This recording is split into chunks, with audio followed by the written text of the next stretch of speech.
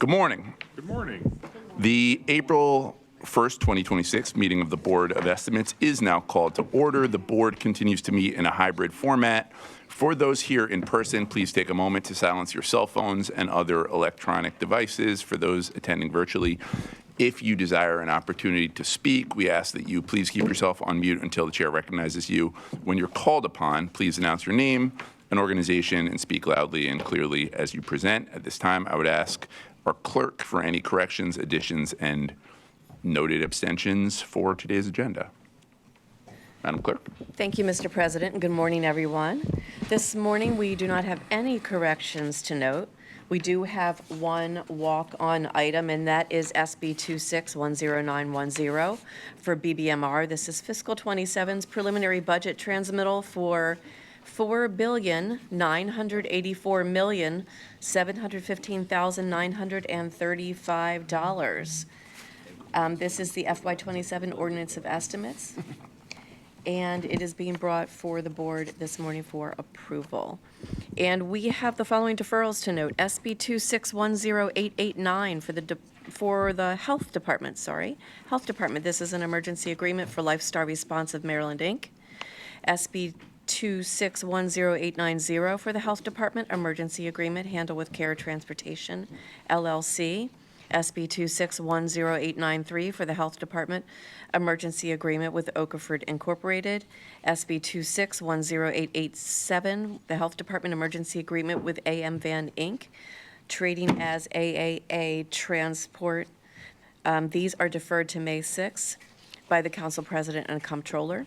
SB 26-10853 from the Law Department, Darrell Bailey versus Mayor and City Council of Baltimore et al. Case number C24002-863 for $225,000. This item is deferred to April 15th by the Comptroller. And SB 26-10681 for the Department of Human Resources, OECR, position creation 1221-26. This item is deferred until May 6th by the Council President. We have no withdrawals to note this morning, and we have no protests or statements to present. We have the following non-routine items this morning on our agenda. SB 26-10910, BBMR, fiscal 27, preliminary budget transmittal. SB 26-10897 for the Department of Planning, Planning Commission recommendation FY27, capital budget and capital improvement program for fiscal 27 through 32. SB 26-10747, for the Department of General Services, Emergency Procurement Agreement PRJ 003083, Building Envelope Consultants and Scientists, LLC, SB 25-11426 for the Department of General Services, Emergency Procurement with ChemTreat, SB 26-10662, Department of General Services, Amendment 1 to Emergency Procurement with ChemTreat Incorporated, SB 26-10883, Department of Human Resources, Classification and Position Creations for Health, SB 26-10849, Law Department, Josephine Benjamin et al. Versus Mayor and City Council of Baltimore, case C24CV24003144. SB 26-10852, Law Department, Donald Stepp et al. Versus Mayor and City Council of Baltimore, case C24CV25001759. And SB 26-10536 for procurement, unauthorized procurement, Modulus LLC.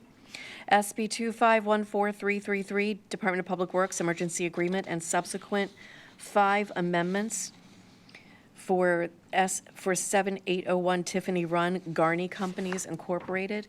SB 26-10816 Unifier. This is for Department of Transportation, extra work order number 1 for Santos Construction Company, Inc. SB 26-10957 Unifier, Department of Transportation, extra work order number 3 for Priority Construction Corporation, and SB 26-10918 for the Department of Transportation, task assignment number 11 with WSP USA for $1,782,857.11. We have the following abstentions to note this morning. The Honorable Mayor Brandon M. Scott is abstaining, has no abstentions to note this morning. The Honorable President Zeke Cohen is abstaining on the following items. SB 26-10910 BBMR Fiscal 27 Preliminary Budget Transmittal.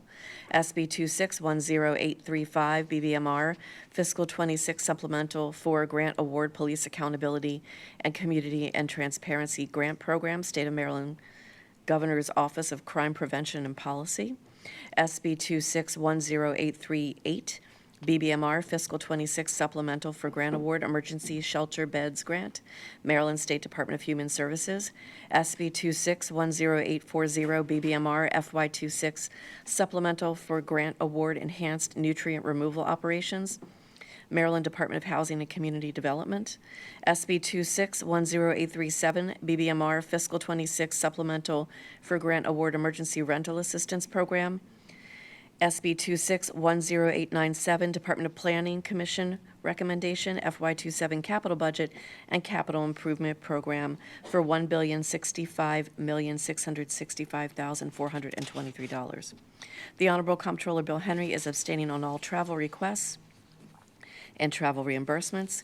City Solicitor Ebony Thompson is abstaining on SB 26-10914 employee travel request.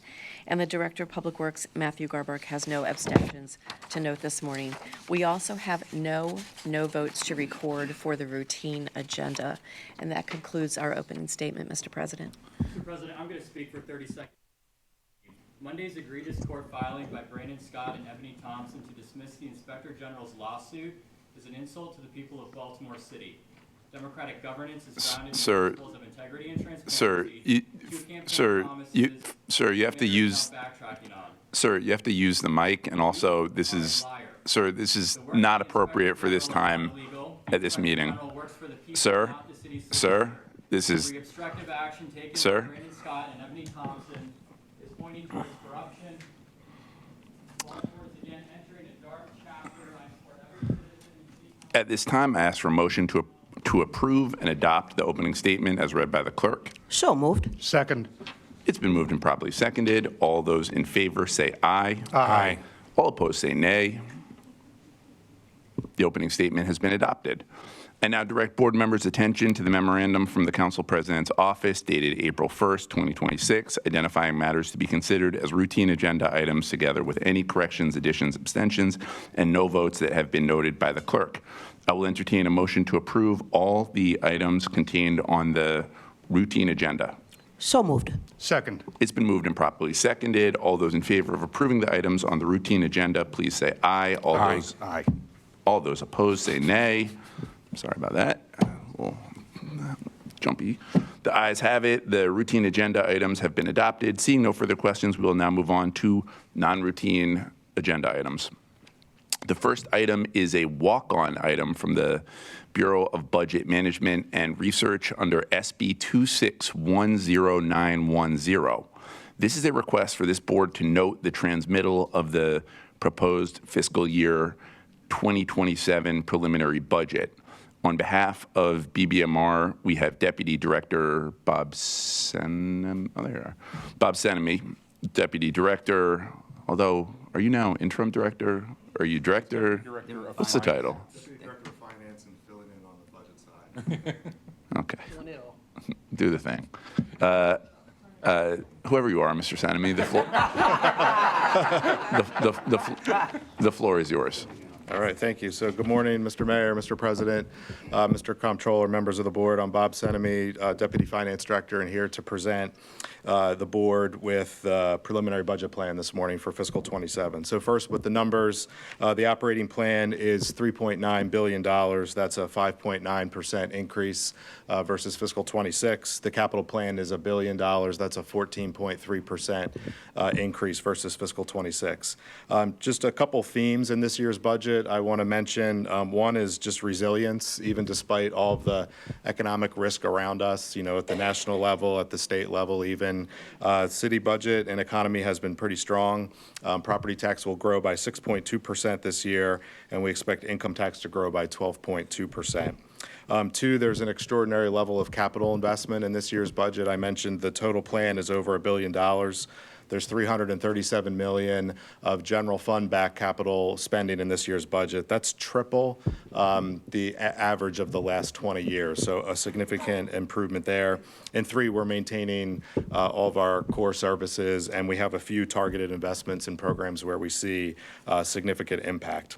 So the city's budget process this year was organized around 6 pillars. We're going through a refresh of our strategic plan, so the budget is organized around 6 pillars this year. There will be more to come on that in the next couple of months. So you're used to seeing 5, but there's 6 now, and I just want to share a couple of highlights from each of those pillars. Under prioritizing youth, older adults, and vulnerable communities, there's a $3.2 million investment as part of the Blueprint for Maryland's Future for expanding pre-K slots. We're also adding $1.2 million to open 2 recently renovated rec centers, the Gardenville Rec Center and the Elijah Cummings Rec Center. Under enhancing public safety, we're adding $4.3 million in Monzi for work that originated under ARPA, and that will cover hospital and school-based intervention programs, support for returning citizens, and the GVRS strategy.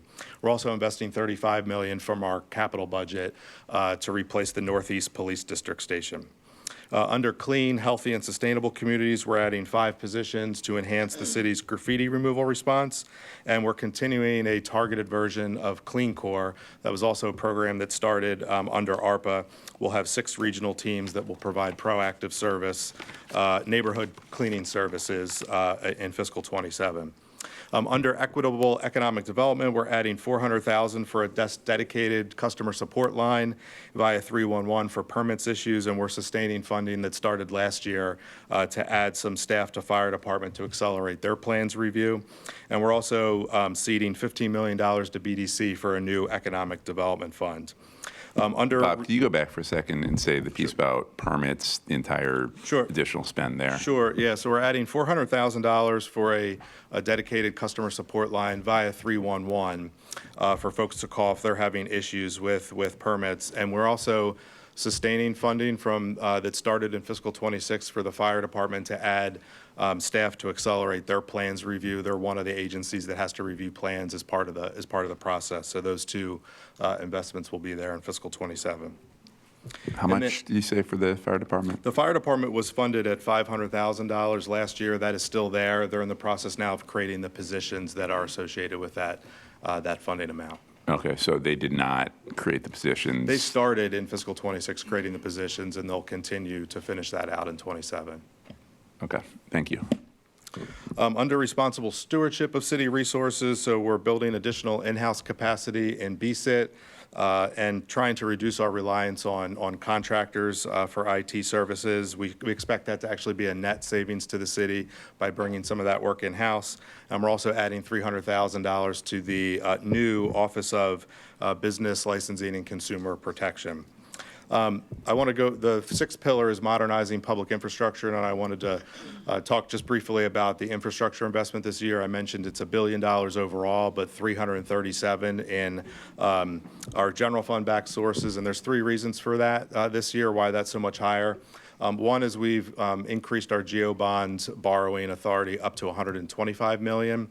It was 125 in fiscal '26 and '27. It had been at 80 million for many years prior to that, so that's an improvement.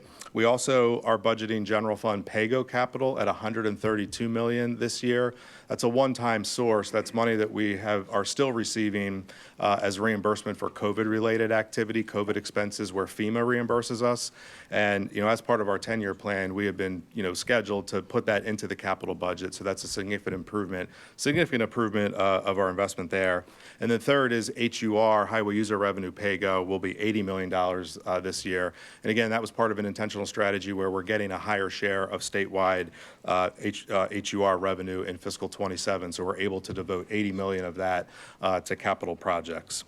I would say also that just want to remind folks that the next steps in the process will be back in front of the board on April 22nd. We'll have a meeting in the morning, a presentation to the board on the full budget with all of our agency heads and staff present, and then we'll have taxpayers night that evening, which gives our residents a chance to chime in on the preliminary budget.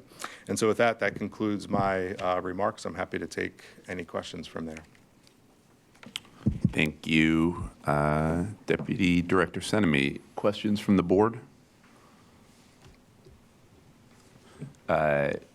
Seeing no further questions, I will note in any of these budget-related items, I am going to abstain as it is headed to the City Council, but appreciated yesterday's briefing and look forward to engaging with Chair McCray and the entire City Council on your proposed budget.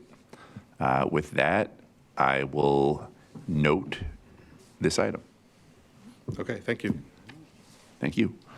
The next item on the non-routine agenda comes from the Department of Planning under SB 2610897. This item is a request for this board to note the FY27 capital budget and capital improvement program for FY27 through 32.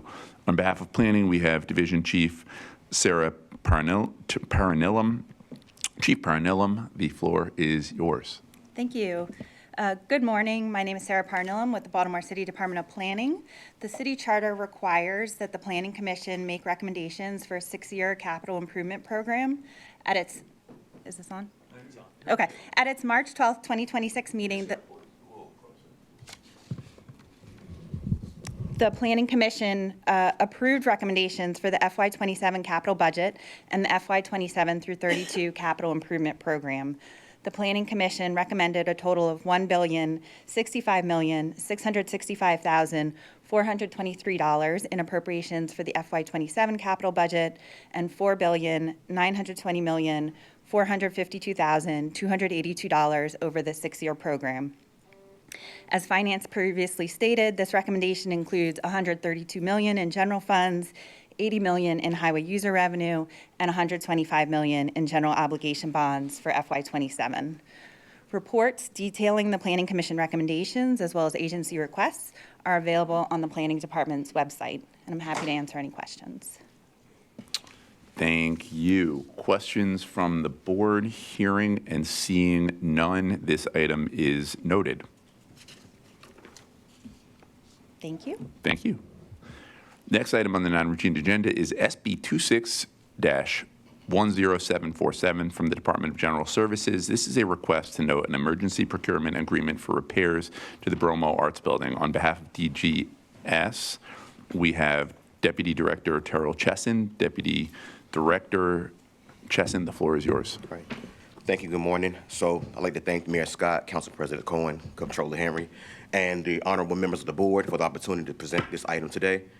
Before us is item SB 2610747, a request for the board's approval of an emergency agreement in the amount of $573,006 with Building Envelope Consultants and Scientists, LLC, to conduct the comprehensive structural assessment, temporary stabilization, and design and construction documents for permanent facade repairs to the historic Bromo Arts Tower, response to urgent public safety concerns posed by significant masonry, cracking, spalling, and rebar corrosion on the building's exterior. With that, I'll turn it over to my Capital Projects Chief, Marwan Karajat, to provide more details on the submission. Thank you, Dr. Director. Good morning. My name is Marwan Karajat, and on behalf of the department, I am going to present the details of this request. So we're asking the board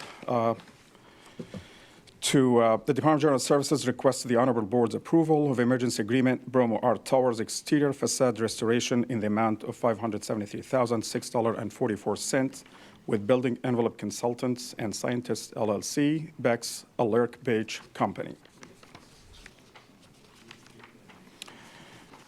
Project summary, Beck's Alert Beige Inc. Company will perform a comprehensive structural assessment, temporary stabilization of the structure, prepare design and construction documents for permanent repairs and restorations, and provide a post-award construction administration services. Background, the structure has sustained significant cracks in the masonry facade areas of spalling and visible rebar corrosion with portions of the upper structure of the Bromo Art Tower. These conditions indicate ongoing water infiltration and metal expansion behind the facade, which may lead to further deterioration. In its current state, There is an elevated risk of falling debris that could impact the public safety. Additionally, cracks along the roof line further underscore the urgency of intervention. The Department of General Services, DGS, is taking a prompt and decisive actions to prevent further deterioration of the building, protect public safety, and preserve the historic structure. At the recommendation of DGS, the Director of Finance authorized the initiation of an emergency procurement to retain a qualified facade restoration firm with demonstrated experience in high-rise historic structures. This approval was issued in January 16, 2026. Current project status, DGS issued the notice to proceed on February 13, 2026. CHAP authorized the work of safe repairs on February 23, 2026. Maryland Historic Trust approved the action on March 2, 2026. The term of this agreement shall be 28 months, structured as follows: 13 months of assessment, structural stabilization, and preparation of design documents. Anticipated completion of this phase would be March 10, 2027.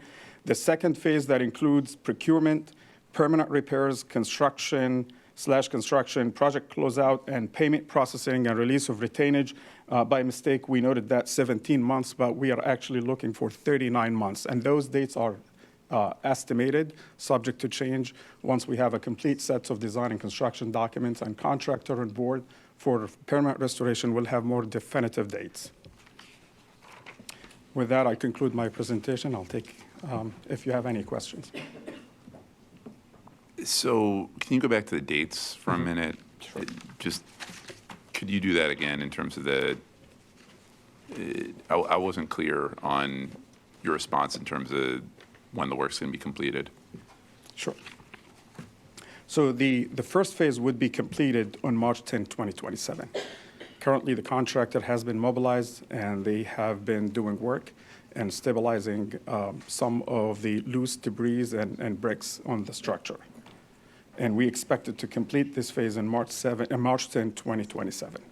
And once we complete the first assessment, stabilizing the structure, making it safe, they will develop construction document, and those construction documents or design documents will use them to do a public competitive bid to award the permanent repair to a winner bidder or compliant bidder.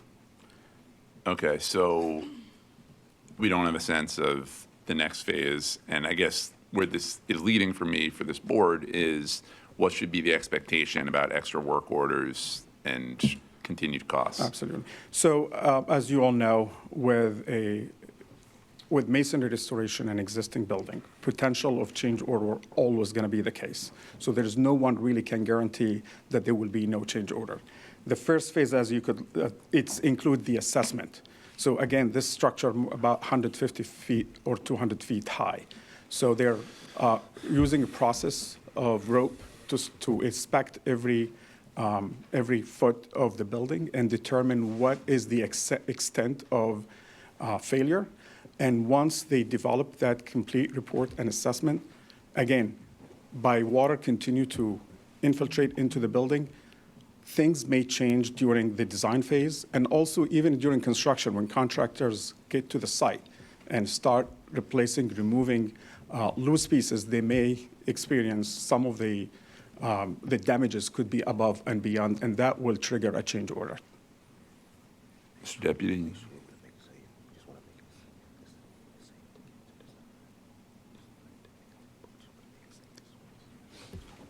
So I just want to say just detail. At the core of this, we're responding for more so to make it safe, more so than comprehensive design and the total project. This is more so of a stopgap. We want to make sure that there's no nuisance, no liability issues, nothing that we would see in the near future. We want to make sure that it's just a safe structure, and then we have more time. Really, we're buying time to get to completed design and then an actual plan. So this is what this is about. More so that step of it than it is just the holistic look at the total completion of a restoration project. So, Comptroller Henry?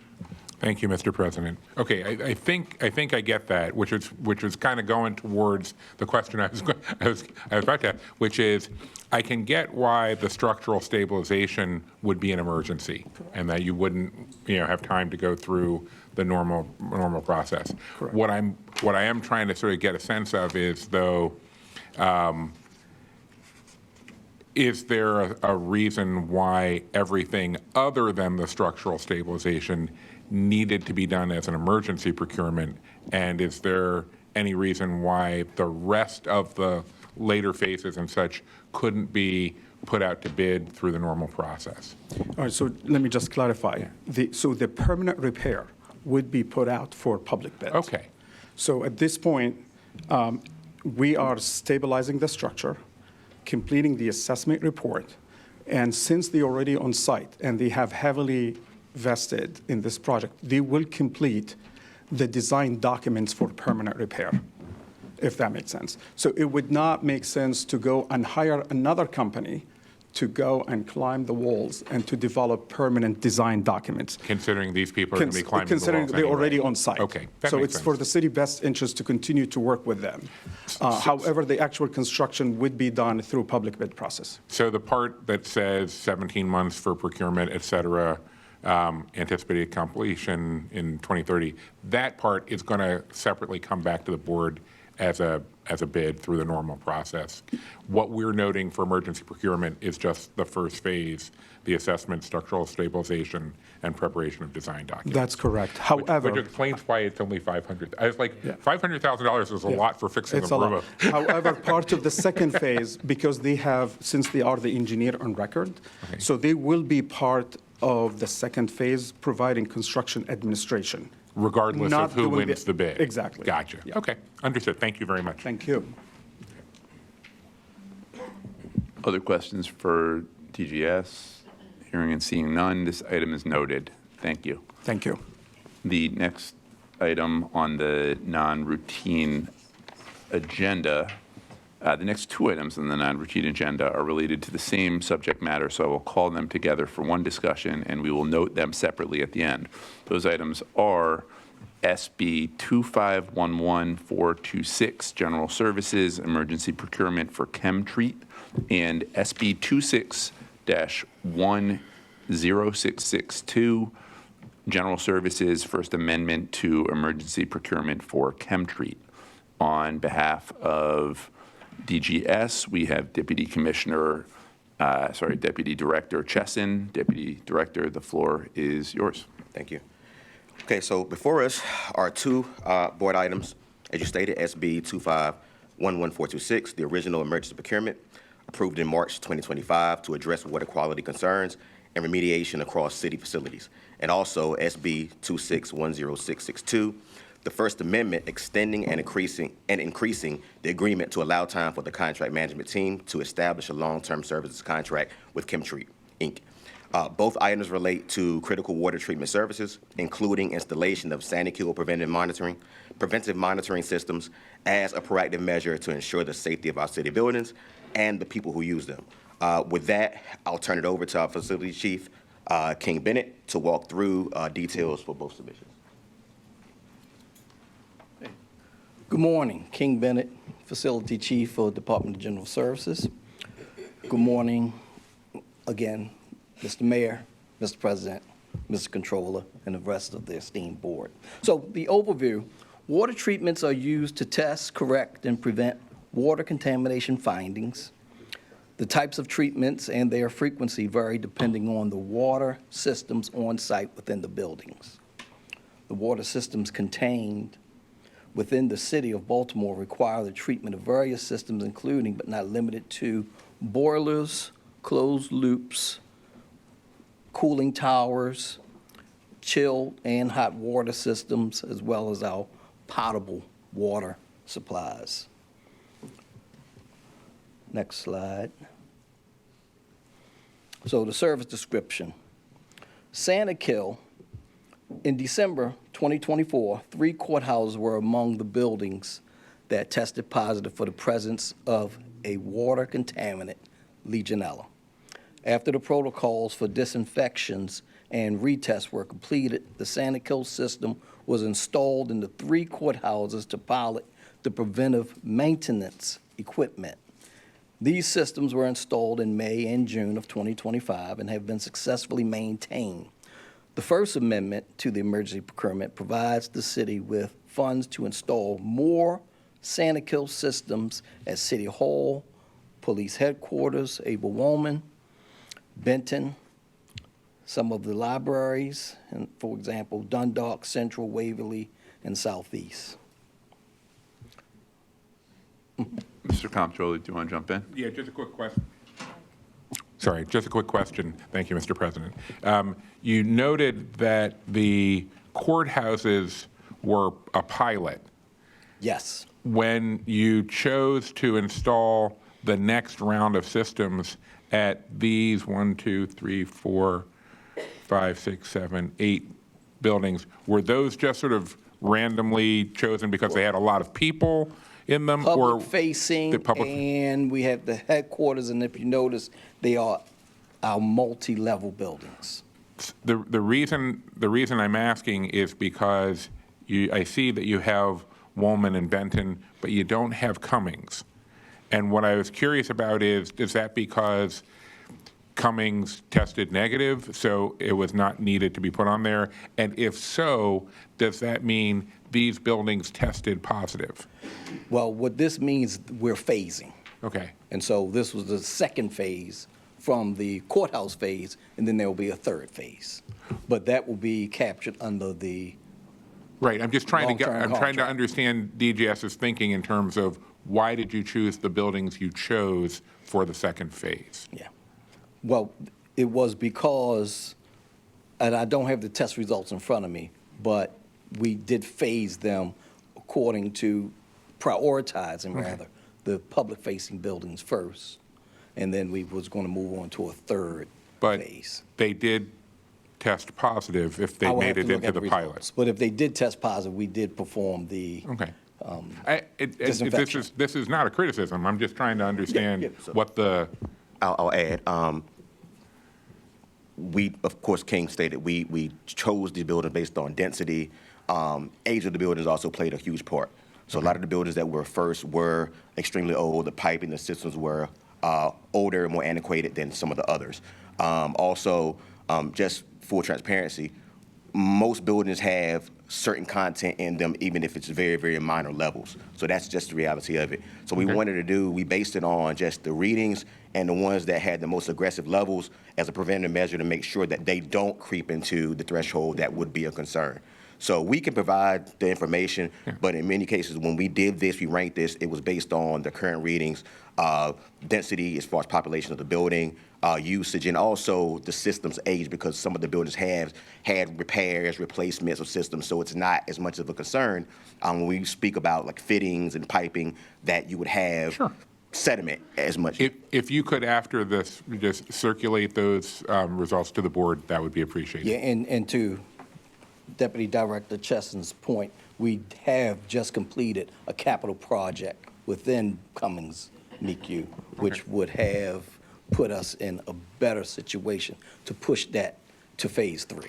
It's a very Baltimore thing to refer to a building as what used to be there. Right. Old credit union. So the Santa Kill is a proprietary water treatment monitoring service owned by Santa Pure.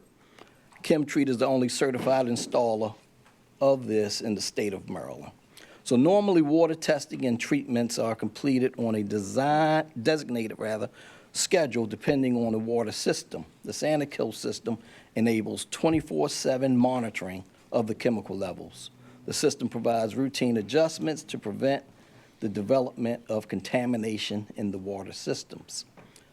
Since services have been initiated at these locations and the Santa Kill systems installed, these sites have been effectively treated and are continuing to be monitored through various activities as documented in the preventive maintenance schedule of the agreement.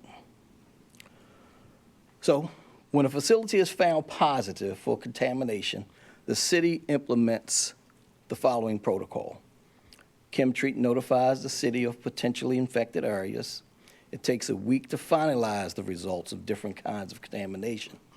The city posts signage for all impacted areas of buildings and implements deployment of water coolers for drinkable water sources. The presence of E. coli, for example, can be detected the same day. But in contrast, Legionella typically requires up to 1 week for detection through laboratory testing. For positive results, the city schedules disinfection within a week of positive results, and a retest is completed after the disinfection to ensure the contamination has been mitigated. This process repeats until a negative contamination result is received for the entire building.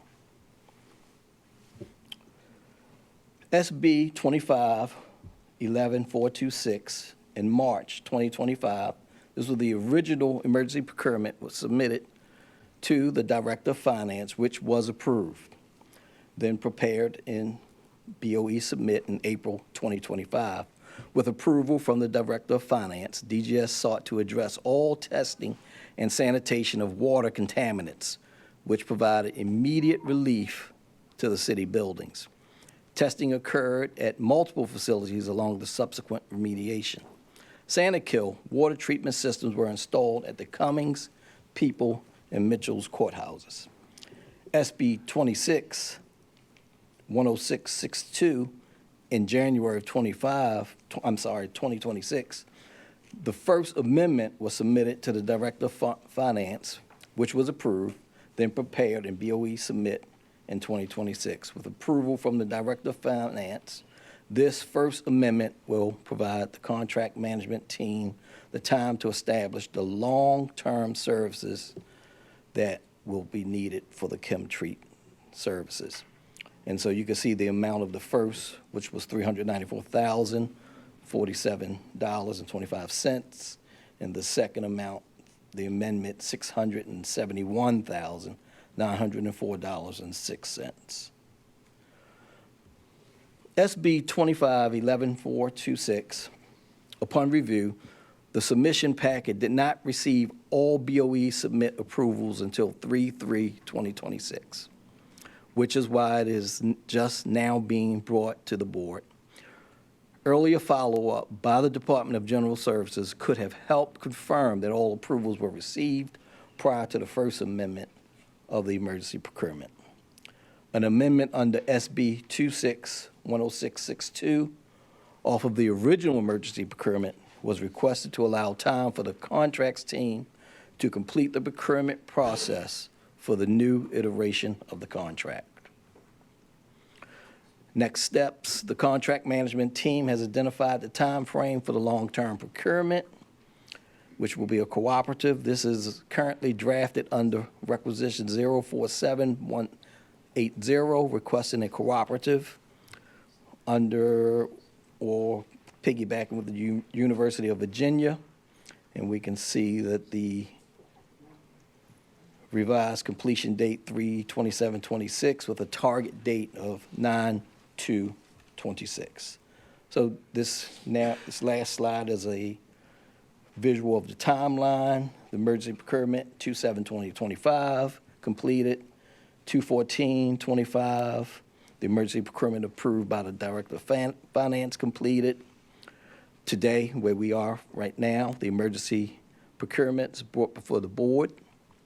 We have completed the cooperative contract requisition, and we have a target board date of 9/2/26 for the cooperative contract. Any questions? What did DGS do to notify employees or the public in the buildings where we've had the positive test results? Well, we did notify our stakeholders by way of email blast, but we had conversations with all of those who were in leadership as far as the stakeholders for those particular buildings. We posted signage, which the courts within City Hall, to notify anyone who was a visitor that the water was not drinkable. Okay. I experienced some confusion at the time, as did, I think, some members of the court. And I am concerned that we don't seem to have a centralized tracking system to know the progress of this sensitive health matter. The system we have feels decentralized. Why don't we have a direct combined system to let folks know? Like, we are going to continue to have issues with Legionella. We're going to continue to have health issues. Why don't we have a more centralized system? And I'm going to go to Mr. Mayor and then go to Mr. Chassin right after. So, Mr. President, before the Deputy Director talks, I think a few things. One, because I know for when these happen, most of the time it's me personally who is talking to the court directly. What we actually do, it is a centralized thing. We have a way that we notify, obviously myself, the city administrator notifies you, the comptroller, and with the members of the court, we actually normally have a Teams meeting and discussing these things with them. Even throughout the process when we discuss this about like how we're going to notify, when we're going to notify, how we're going to let people know if people are already in the building, how we're going to talk about dismissal and think about all the operational concerns that happens each and every time. But I think it's always going to be important to point to the testing, right? Because DGS is at the beck and call of the testing. When we get the initial one, we're going to do the notifications, we're going to do all of those things, but essentially we then have to wait in order to get to results before we can further update anyone. And they're going to I'll let them talk about how they've been consistently working on those things. But I just want to be very clear because I vividly remember having those conversations because there was a lot of conversation during those incidents to make sure, and we were considering of all the health things, all of the public things, people that could come in and out of the building, and also not just for us here on the city side, but over on the judicial side, what it could look like for their operations as well. Well, I want to pick up on the issue of testing. Who is ultimately responsible for implementing the testing protocols?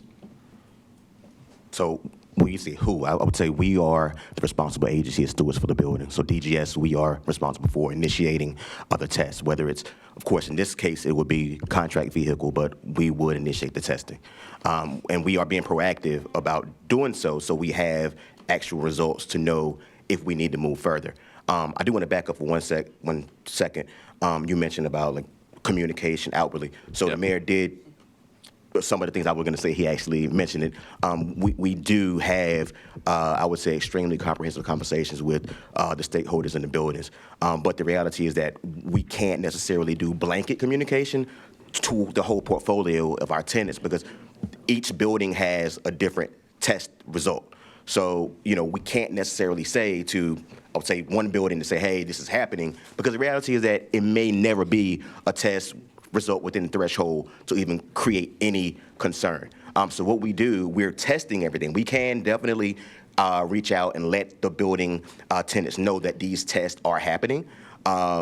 And that if something were to become a concern, we would then follow up with certain communication. And usually it's email, it's direct calls, it's team messages, and it's a number of different methods to make sure signage as well, to make sure everybody is aware.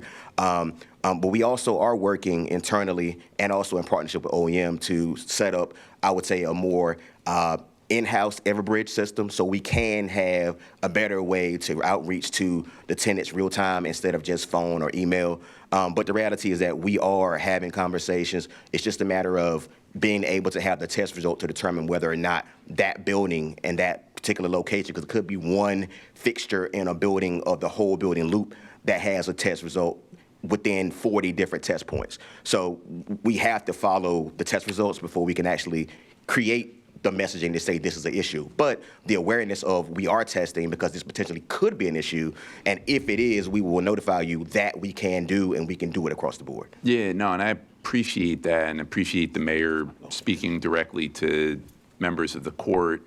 And I do think it is really important to have a centralized system so that it's not on the mayor or any individual to do that communication. And I will just say, speaking as the council president, I think at the time, I experienced a lot of outreach. There was confusion about what was going on. And so I would think that it would, whether it's, you said Everbridge, whatever the communication system mechanism that we develop, I think it would be important to have that so that folks can know in real time. And I fully understand that you have to differentiate based on a building that does have contamination versus a building that doesn't. You wouldn't want to just spam everybody and say there's a problem. It's awareness. Yeah. Yeah. Madam City Administrator. Sure. So a couple things I wanted to highlight here is some of the interagency coordination and also the connectivity to public health. So oftentimes when we are aware of concerns regarding Legionella, it is because we've had a positive test that the health department has been made aware of.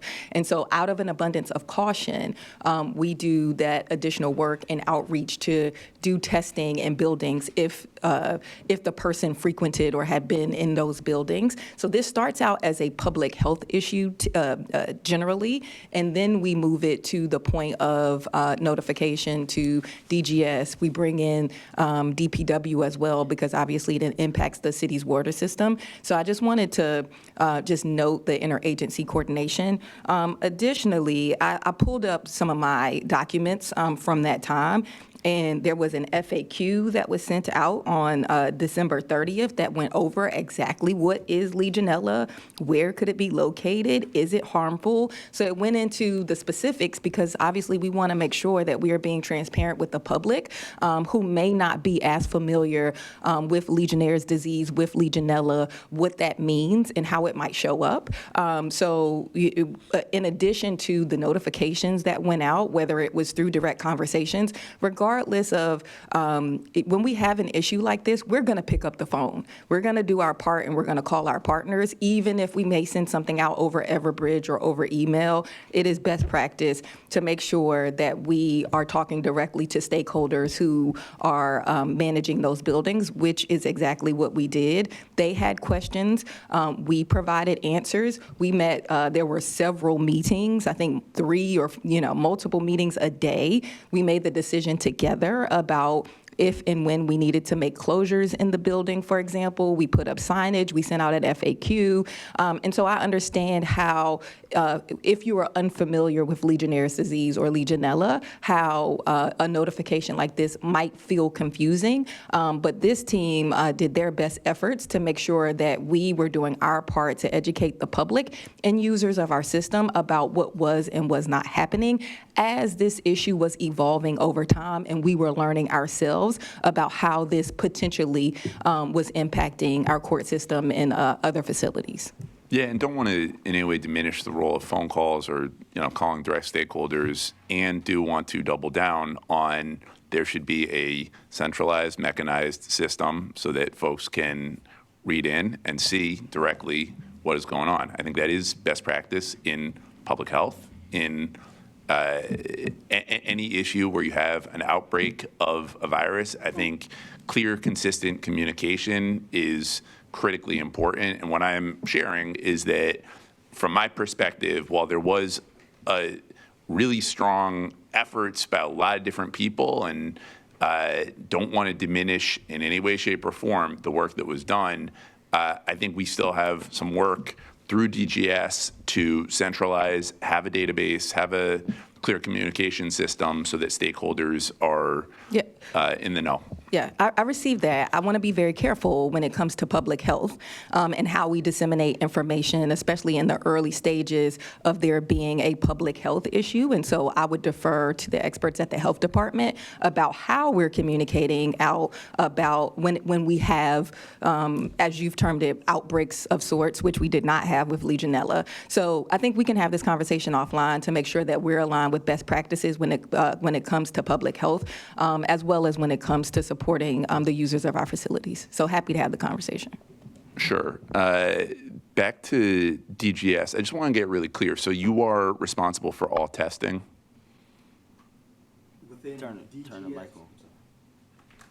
Within DGS portfolio, not all testing for all city, mayor and city council-owned facilities. Why not?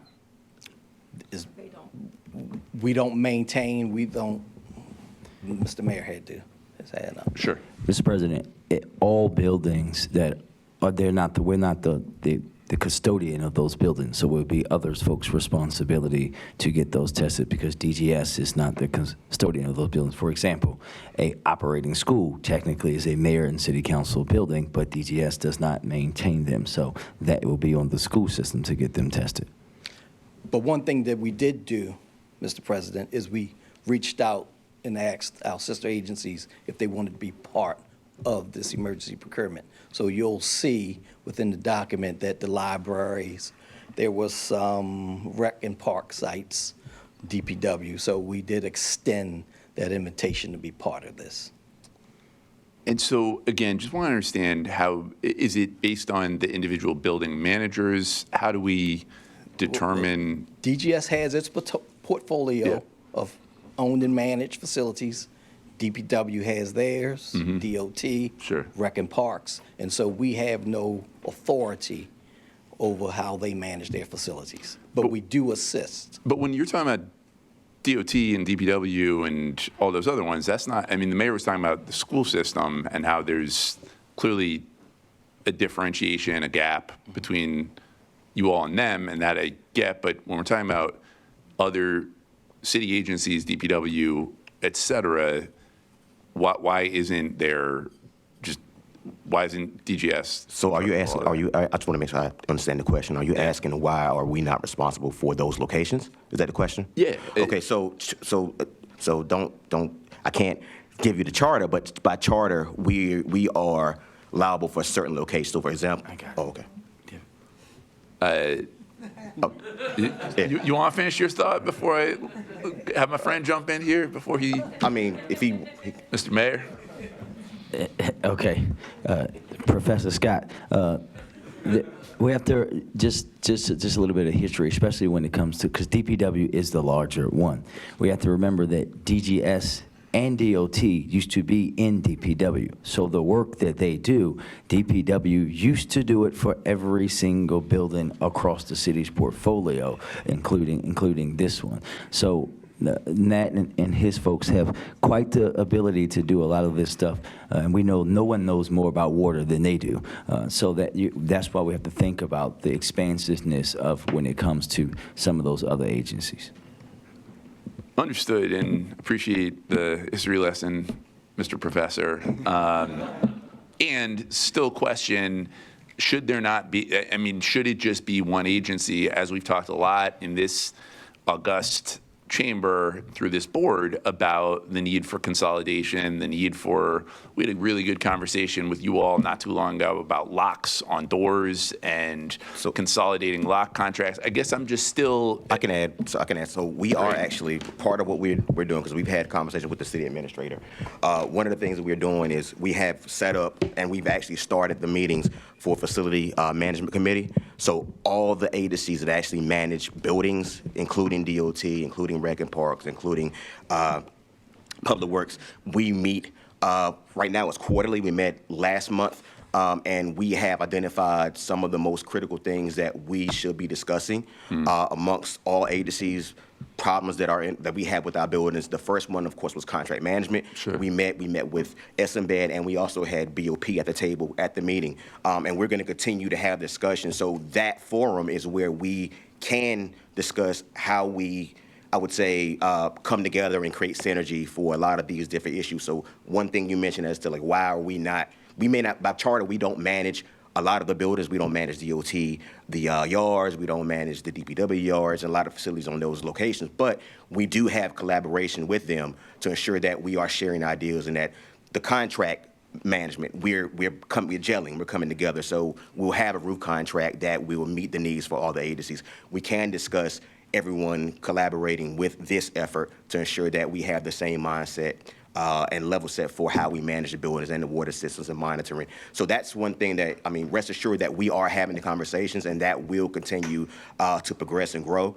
So while there is a clear, I would say, technical barriers how we manage our buildings, we can break that down by having the conversations and collaborating on everything that's building related. So that part we can fix, and that we will fix. Yeah, no, I deeply appreciate that. I'm going to leave this thread alone. I would just, I guess, restate, I remember, I don't know, a couple months ago having a great conversation and with Director Attila back and forth about locks and the need to consolidate and the need to not That's part of have. what we're doing. We are doing that. That was part of the conversation in the first session. Right. And we actually have direction Got it. to work on that. Got it. Yes. And I think that's really important and supportive of that effort. I know some of the initial numbers, there was some back and forth about what the right numbers were, but ultimately we got to a place, and I think that type of work is important. I think what I am politely and respectfully suggesting on this is a similar Correct. set of collaborations that could consolidate, and ultimately something as serious as testing, as serious as, to the city administrator's point, public health. I think the same concept should apply. We should be looking for efficiencies. We should be looking for collaboration. And if there is one overarching agency that should be in the mix on things like this, I think it is you all. So glad to hear that these conversations are happening. Mr. Comptroller, you want to jump in? Well, I mean, I have to say, I was going to comment on the double standard involved, that when I'm a subject matter expert, I'm Baltimore's biggest wonk or nerd, but when the mayor is a subject matter expert, he's a professor. I'm trying to be okay with that, but I'm kind of living in the feelings. All right, the only comment I was going to make was based on the mayor's reminder that general services, transportation, all used to be part of DPW.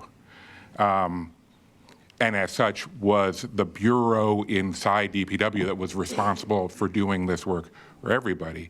Maybe if you're on a centralization and efficiency kick, we should be looking at bringing DGS and DOT back into DPW, because, and I want to just say, for those of you who have the microphone, did my microphone get turned off? Oh, okay. I'm Okay. viciously shaking my head. For those of you who have very good hearing, you could hear a lot of heart rates accelerate throughout the room when I say this, but this is where I look over at Adam Manny and I say, it's April 1st. And I'm going to be proactive today. All right. So I'm good. Thank you. All right. Dad jokes have been told. We are now able to move on with the meeting. Great. Other questions for? And they're. Comptroller Bill Harris had a dad joke. If we could mute our friends online. Thank you. All right, nevertheless, other questions for DGS? Hearing and seeing none, I am going to note these items individually. I am noting SB 25-11426, General Services Emergency Procurement for ChemTreat, is now noted. Item SB 26-10662, General Services First Amendment to Emergency Procurement for ChemTreat, is also now noted. Thank you, and I look forward to following up with you all on this conversation. The next item on the non-routine agenda is from the Department of Human Resources under SB 2610883. This item is a request for the board to approve a tobacco enforcement officer position within the Department of Health. On behalf of the Department of Health, I apologize, I do not know your name. I thought we were going to have Dr. Taylor. No? Anybody? It's good to start with HR, though. Okay. Sir, if you could introduce yourself. Sure. Good morning, Mr. Mayor, Mr. President, Honorable Board. I am Michael Tate, the Assistant Deputy Director of Operations for the Department of Human Resources. This is a Health Department item, so I will allow them to make their presentation. Great. Thank you. And I do know who you are. Hey, Director Mary Beth. Good morning. If you could just state your name and title and all that. Yes, good morning, President Cohen, Mayor Scott, honorable members of the board. My name is Mary Beth Haller, and I'm a Deputy Commissioner of Health for Baltimore City, and I'm here to request the board to approve the creation of a new position in the city, and that position is Tobacco Enforcement Officer. I have a brief presentation. I'm going to summarize quickly the requested action, then the background, the requirements, our current staffing, and the impact.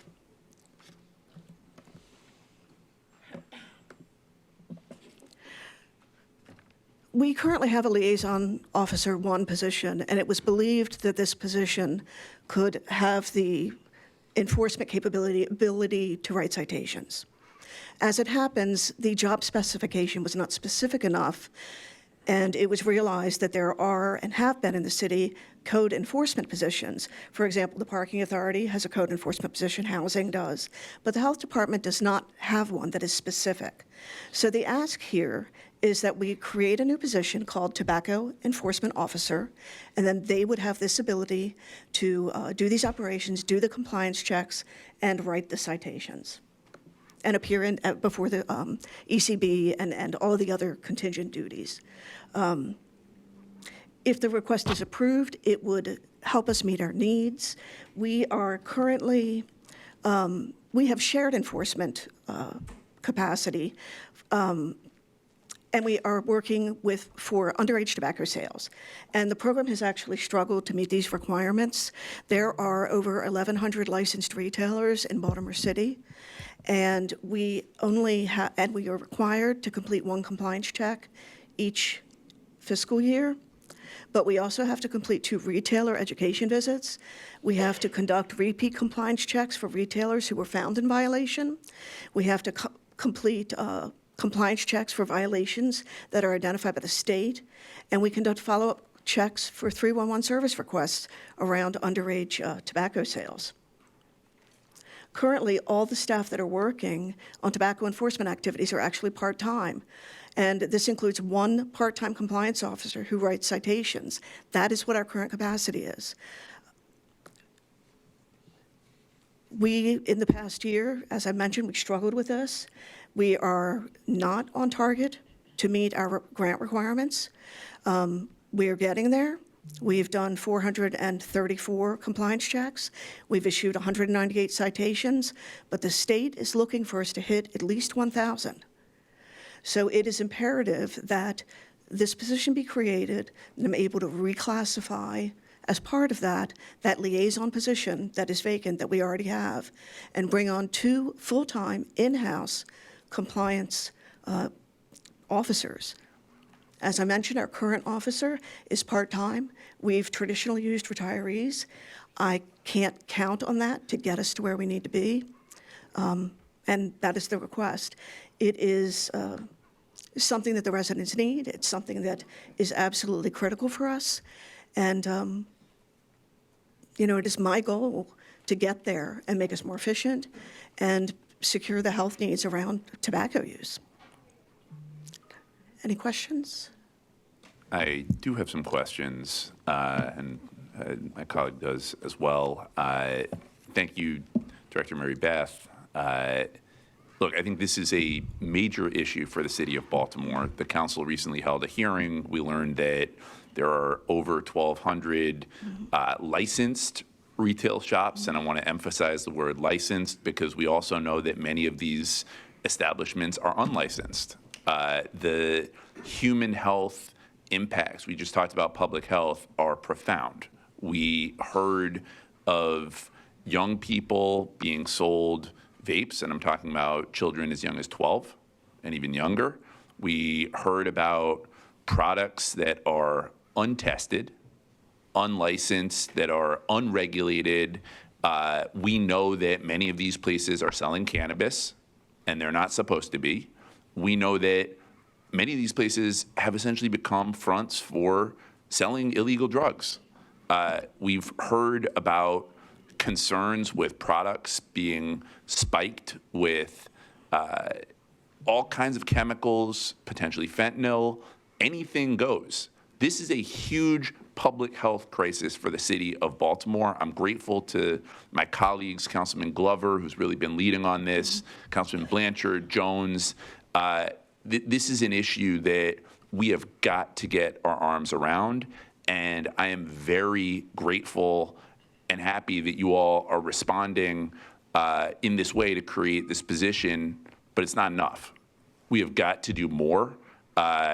The council is working on legislation right now related to being able to stiffen penalties, potentially padlock bad businesses. We're working on some zoning-related issues to slow the mass proliferation. But I really think that when it comes to quality of life in our communities, people do not want to be overly inundated by these establishments, and the wild, wild west attitude of anything goes is simply unacceptable. So while I am grateful to you all for creating this position, I want to see more in this budget.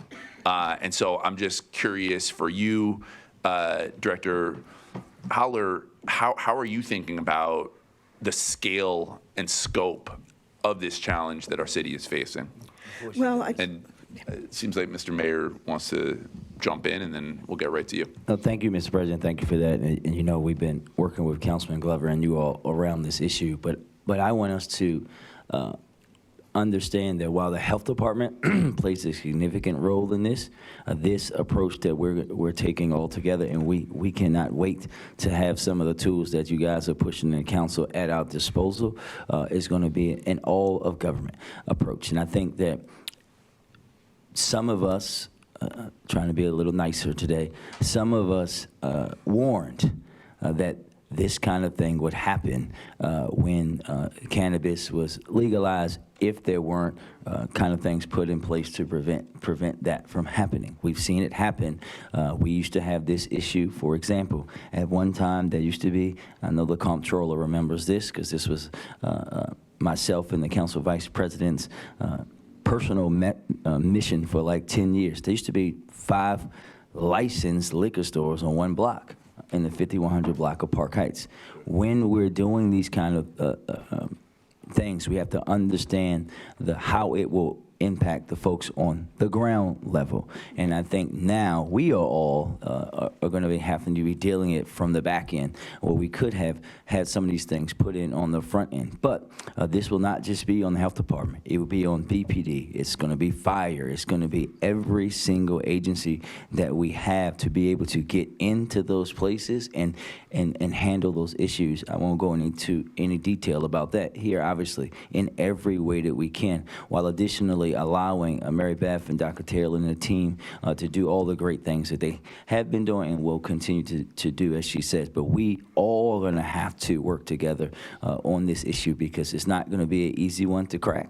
I know the solicitor is expecting us to be having some court battles once we start coming down on people, but it's something that we will do for our communities, because like you said, we're just not going to allow folks to just inundate our communities with things that we know are going to bring people's health down. But also, and maybe even more importantly, the councilman and I were talking about this the other day, it also is going to require us to have real cultural conversations with our residents, because especially our young people, and this is something that I yell to the heavens about, because for some people, especially young people who are impressionable, when something becomes legal, that equates that they can do it all day, every day.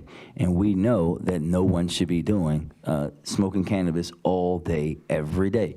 And we really have to have real conversations with our community too about that, because we know people are coming in there, and we really need to make sure that we having those conversations while doing the enforcement and regulation piece. It has to be an all and above approach, so that we can not only get these things from popping up and being illegal and doing all these things, but also to have our communities be healthier, especially our young people. No, and before going to Mary Beth, I would just concur, really glad to have the partnership with the mayor on this important issue. And I would just add two things, which is one, let's be very clear, these places are predatory, Madam Solicitor, and are advertising and marketing to kids. It is not a mistake that it looks like candy, it looks like fluffy stuff, it looks like Skittles, right? I mean, there is an intentional effort, and someone is making money off of the harm that this is causing. And so I think we got to be really clear that, yes, to Mr. Mayor's point, we have to do a great job of educating our young people, just like we did in the 90s, just like we did with the anti-tobacco campaigns. And we have to attack it. We have to be clear that there is a predatory connection and someone is making big money off of this issue. And I think Baltimore is really well positioned, as Madam Solicitor, you have done with the opioid crisis and many other issues, to really hold some folks accountable. Because, look, and you speak about this a lot, we prosecuted the war on drugs in a way where we went after frontline young people selling drugs. What about the folks that are behind the scenes making enormous amounts of money off of the misery in our city? And the last thing I would say on this as well, Mr. Mayor, is both an all-in city approach. We also have to have our state friends as well, the ATCC. This has to be a collaborative, and if we had a more functional federal government right now, them as well, this is something that I know, and we've talked about New York, we've talked about other places, is not just a Baltimore issue. They didn't just start popping up here in our city. And so not only an all-city approach, but in direct partnership with our partners at the state and hopefully our partners at the federal government as well, because it is going to take a real all-in effort to begin to crack this very challenging nut. Mr. Mayor. I just want to add that, yes, and the law department has already done this kind of work. That's why we sued Jewel, right? We know that we can continue to do this work, and we will. Thanks, Mayor. Madam Solicitor. No, I just want to echo everything that you said, Mr. President and Mr. Mayor, and also thank you both for standing behind on these issues to make these lawsuits even possible, because as you mentioned, it's the lack of knowledge and the education and how they are marketing it and people not being able to disseminate what those things are and the real dangers of that. And as you mentioned, on the federal level with the Consumer Financial Protection Bureau basically being toothless, it is so important and critical for our consumer protection here on the local level to stand up for our residents and the harm that they are causing our residents, especially minors. And as you know, I have a deep passion for that, and we are going to be relentless in our pursuit for anyone that targets our children and our residents in deceptive ways. So thank you all for your support from the law department in bringing these suits. Appreciate you. Mr. Comptroller. Thank you, Mr. President. I hope that this has been a great lesson for agencies, that sometimes when your item gets put on non-routine, it's not because we're going to grill you, it's because people up here want to agree with you at length. And so the only question I had is, it said in the slide positions. So how many positions do you expect to be able to actually create in this budget year? 2. Okay. All right, and that would be enough to do the 1,100 That is the hope. visits? Okay, thank you.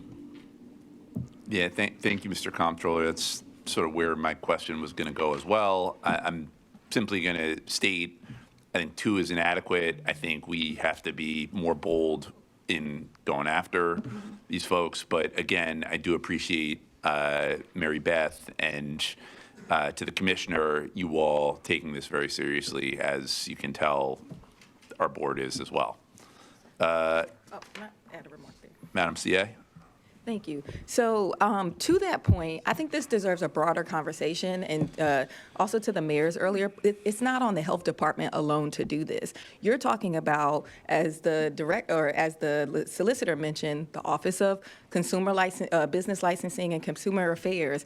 It's also going to be the ATCC, right, the tobacco enforcement arm. So I don't want to just limit this to a conversation about what the health department can do.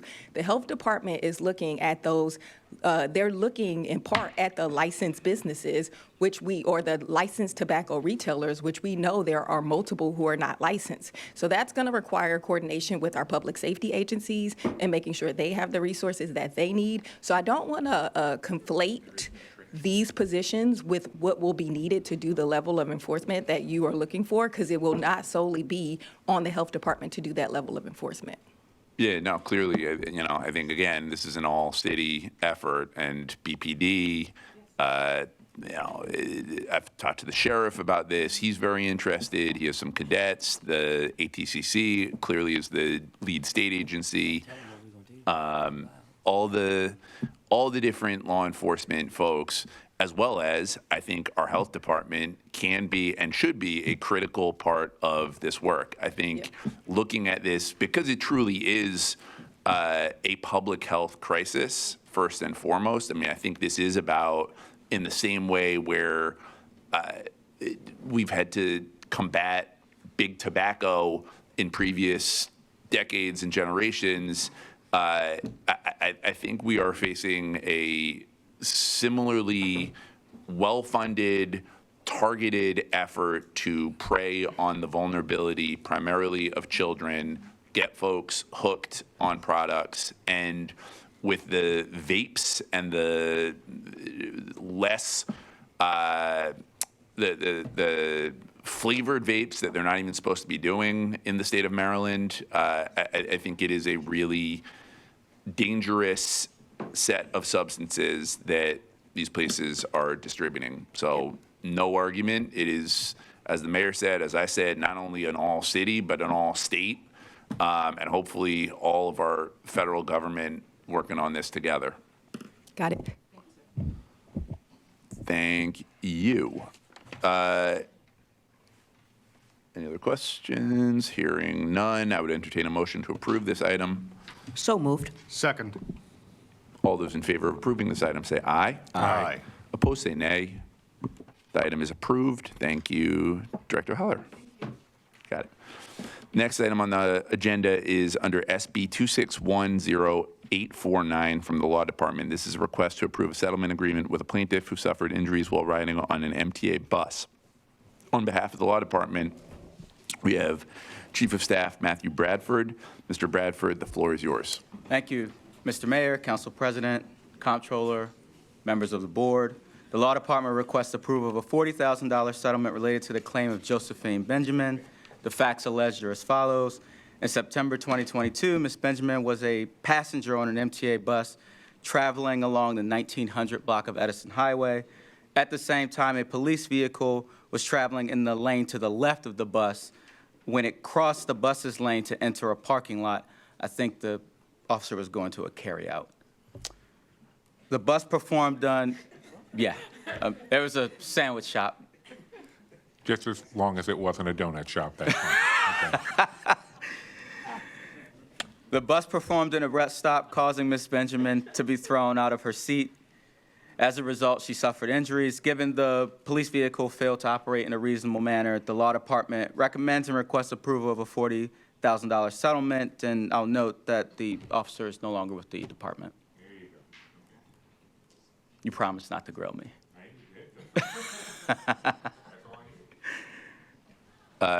Questions? Any questions from the He has board? answered all the good questions. Okay. Hearing none, I would entertain a motion to approve this item. So moved. Second. All those in favor of approving this item say aye. Aye. Opposed, say nay. The item is approved. The next item on the agenda is under SB 2610852, also from the Law Department. This is a request to approve a settlement agreement with a plaintiff who was in a car accident with a city trash truck. On behalf of the Law Department, we have Chief of Staff, Mr. Matthew Bradford. Mr. Bradford, the floor is yours again. Thank you. Law Department requests approval of a $47,000 settlement related to the claim of Donald Stepp. The facts alleged are as follows. In February 2023, Stepp was operating his vehicle on Dundalk Avenue near its intersection with German Hill Road. At the same time, a DPW trash truck was traveling in the lane adjacent to Mr. Stepp's vehicle. As both vehicles were traveling, the trash truck changed to the right lane and a collision followed. Now, although the trash truck driver disputed whether the truck was established in the lane before the collision, the fact that it was a commercial vehicle and changed lanes prior to the collision weighed against the city. So given the circumstances and the risk of an adverse jury verdict, the Law Department recommends and seeks approval of a $40,000 settlement. Thank you, sir. Questions from the board? Mr. Comptroller? I just want to, I want to make sure I'm remembering essentially, the driver disputes the events as, the driver of our truck disputes the events as the Yes, driver. the belief from the driver was that they were already established, and my speculation is that they believed the car behind them got impatient, and as they were already established in the lane, tried to go anyway. Okay. And that was the nature of the dispute. But again, our commercial vehicle, we were the one changing lanes. Okay. It's going to be tough to argue that in court. Okay. Fair enough. Thank you. Thank you, Mr. Comptroller. Any other questions from the board? Hearing and seeing none, I would entertain a motion to approve this item. So moved. Second. All those in favor of approving this item say aye. Aye. Opposed, say nay. The item is approved. Thank you. I am going to acknowledge the clerk for a correction. Thank you, Mr. President, and apologies. We have a little clerical error that we want to be sure to clean up on the record before the close of this meeting. We have an item where we will need to strike approval and, in fact, defer the item, and that item is SB 2610564. This was an award for a cooperative contract for AI security cameras and monitoring. This was part of the routine agenda, and we would like to strike approval and defer this item until May 6th. This was at the request of the agency, and we missed that, and apologies. No worries. I need to vote to approve the amended opening statement based on the clerk's request. So moved. Second. All those in favor of approving the amended opening statement, say aye. Aye. Opposed, say nay. The opening statement is amended. Thank you, Madam Clerk. Thank you. The next item on the agenda is SB 2610536 from the Bureau of Procurement. On behalf of the Department of General Services, this is a request to approve an unauthorized procurement with Modulus LLC for a value of $36,423.05. On behalf of procurement, we have Chief Adam Manny. Mr. Manny, the floor is yours. Good morning, Mr. President, Mr. Mayor, Mr. Comptroller, Adam Manning, your Chief Procurement Officer. Before you today, asking permission to make a payment to Modulus LLC for $36,423. This is a company that helps with oil removal and waste oil from our fleet facility. As the contract was coming to an end, we thought we had another vendor under contract that could take care of these services as we move forward with getting a new contract done. We were mistaken. Modulus continued to provide services for us based upon the hazardous nature of it, and we are working through this to make sure we have a new contract and a new solicitation in place for these services. And we're asking permission from you to make the payment to them. Understood. Mr. Comptroller? What's the duration? How long is this amount of money covering in terms of services from Modulus? This should have covered us through the current period, and we are, if I'm correct, we already have another purchase order to cover us through until the solicitation is complete. Okay, so I mean, just like if you could like give me a rough idea of when are we looking to have the other solicitation complete? Good morning, everybody. Morning. Ryan Morning. Jeffries, Deputy Chief of Procurement and Contracts at the Department of General Services, here to speak on behalf of the Modulus action item. So the current request is to backdate to May 2025 to answer your first question, Okay. Mr. Comptroller.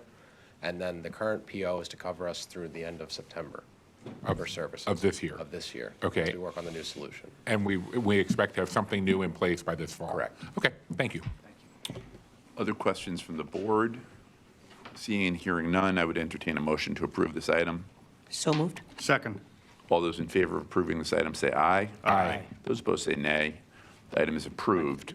The next item on the agenda is under SB 2514333 from the Department of Public Works. This is a request to note the emergency agreement and 5 subsequent amendments for a storm drain emergency repair for Tiffany Run for a total value of $30,387,638.93. On behalf of DPW, we have Deputy Director Alan Robinson. Deputy Director, the floor is yours.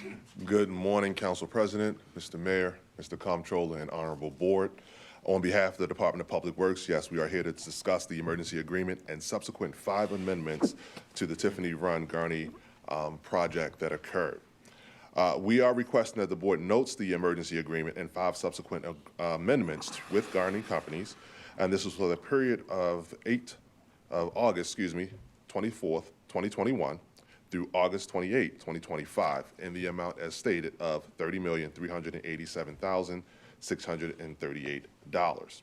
We recognize that back in August of 2021, the Director of Finance approved an emergency memo for the project for the storm drain emergency repair for a period of 18 months.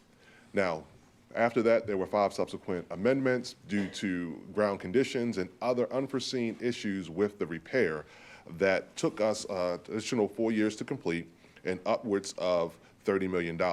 We had originally asked for 31, but we were able to come in under the 31 and save us about $600,000 on this.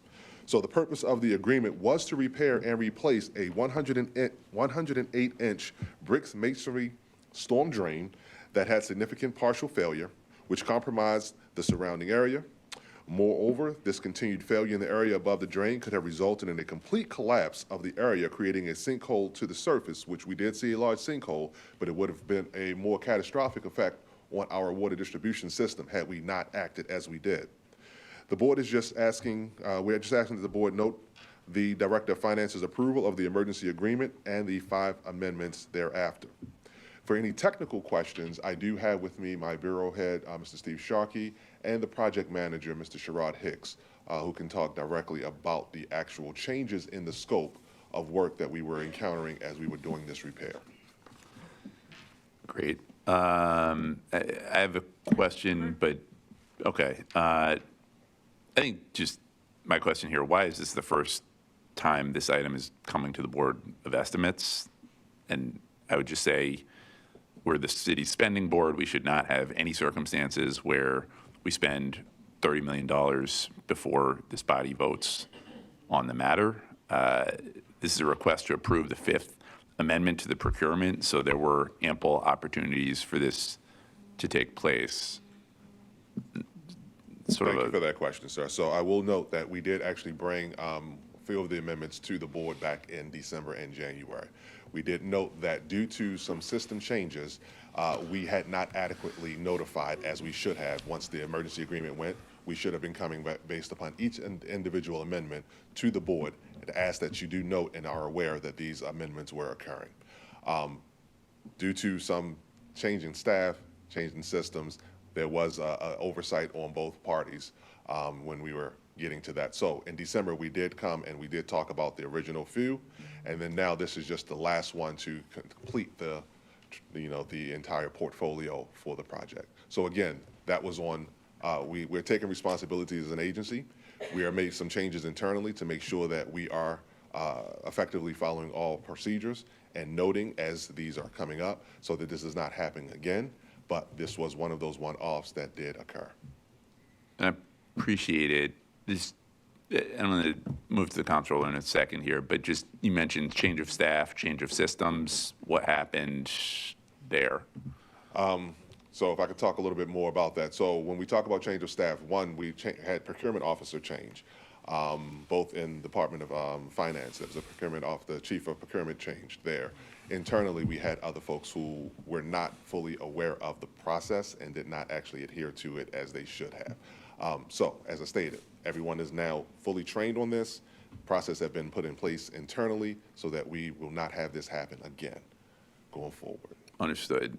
I would just say one of the challenges we've heard on this board quite a bit in my relatively limited time being here is just system resilience and making sure when any kind of staff transition occurs that we don't lose the ability to proceed effectively. And I think that's incredibly important for agencies, for DPW, for local government generally. Mr. Comptroller?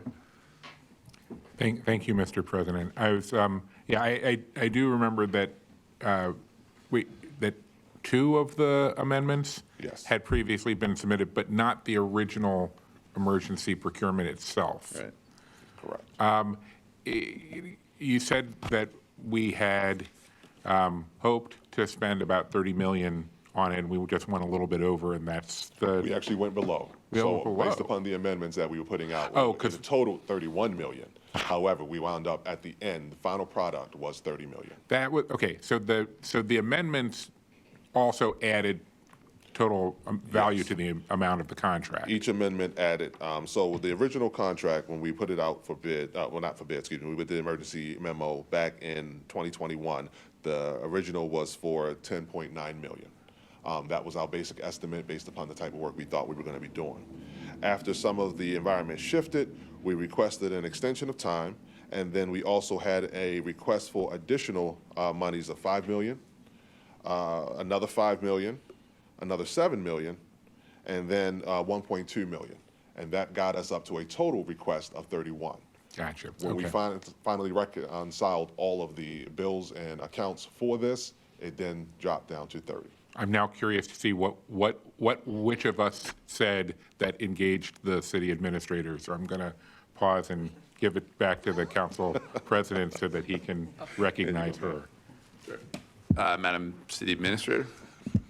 Yes, thank you. I was like, we're waiting. Al and I are like, we want to see which one of us it was. Well, because we were talking about the technicality of reporting it to the board, I believe this occurred, the system change might have occurred, or this occurred prior to us moving to the new process of notifying the board within 30 days, or I forget the specifics of the emergency procurement request. So that is likely why the emergency didn't come to the board, is because it happened prior to that new protocol being put in place. And then the subsequent amendments came to the board, which doesn't make a ton of sense because you never noted the original. But so just wanting to highlight that because it started in 2021 as to why the original may not have come to the board. Okay, I mean, yes, I wasn't surprised by that.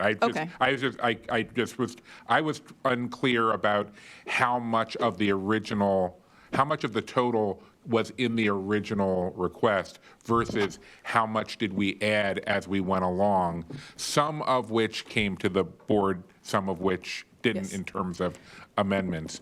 But I guess I should take that as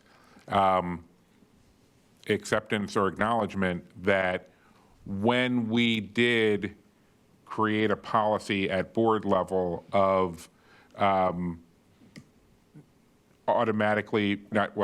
not automatically, but we would be bringing emergency procurements to the board within 30 days, there was not a conscious effort made to be retroactive about that and go back and look for emergency procurements that had been done but had not yet been noted. So I have to think about that a bit. I don't believe there was an exhaustive effort to go back to all emergencies. As a lot of those emergencies, the reason when we saw the emergencies ramp up, it was during the pandemic. So before, we were not really using the emergency procurement process. COVID hit and our emergencies went through the roof. We had a conversation about how the board can better track and or play a role in the emergency procurement process. We formalized the notification to the board. I think it has to be noted within 30 days, and then we were supposed to bring the actual item back subsequently after the original notation, which we're still actively working on, right? Like we're still not 100% there, but we're getting the agencies used to the process, which is now within Workday. This happened to be an item that was outside of that. Now, there are some items, I think some agencies have brought back old items because we have noted some really old emergency procurements, but there was not an exhaustive undertaking to say everything prior to that that resolution. We did not go back and pull everything prior to that resolution. It was, basically moving forward, we said this was going to be our new process. And this item was in between both. Okay. Okay. So, yeah, and it happened to be a pretty big item. Well, and that was also, I was taking off of the president's comment which I took to be philosophical, that we shouldn't be doing any kind of spending at this kind of level without coming to the board for approval. I agree. Right. I agree. Yeah. So, okay.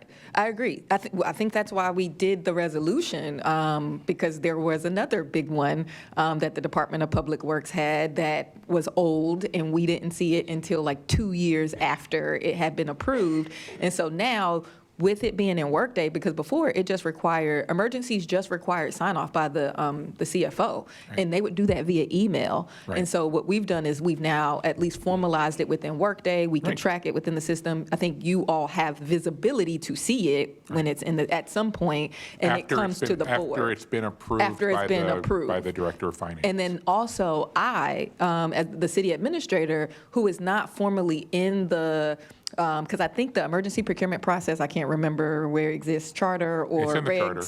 Yes, it says the CFO, and it doesn't, of course, account. It didn't. Of course, right. Although that does beg the question of whether that is worthwhile in terms of as a charter revision, now that we have a city administrator. Yep. But I've built now the city administrator is in the approval process. So I know every emergency procurement and can also keep track of it so it gets to the board. So now we're going down a rabbit hole. But I just, again, wanted to note that why this item in particular had these types of hiccups is because it was in between two processes. I just want you to know that behind you, Alan has the straight, flat expression of a man who now is enjoying immense relief that it was not anything he said that triggered you getting up out of your seat. Okay. No. All right, thank you. Thank you, Madam C.A. Other questions on this large item?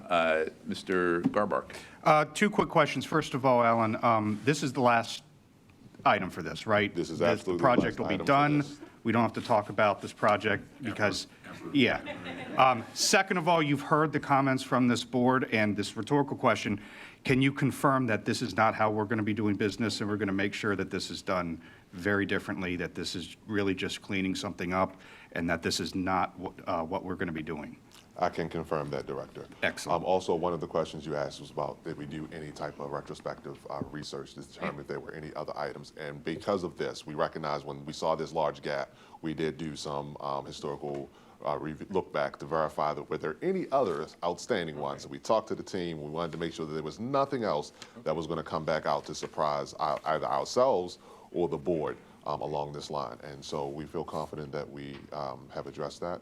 And we, as the city administrator has alluded to, processes have been put in place, and we are working to our best ability to adhere to those. Thank you.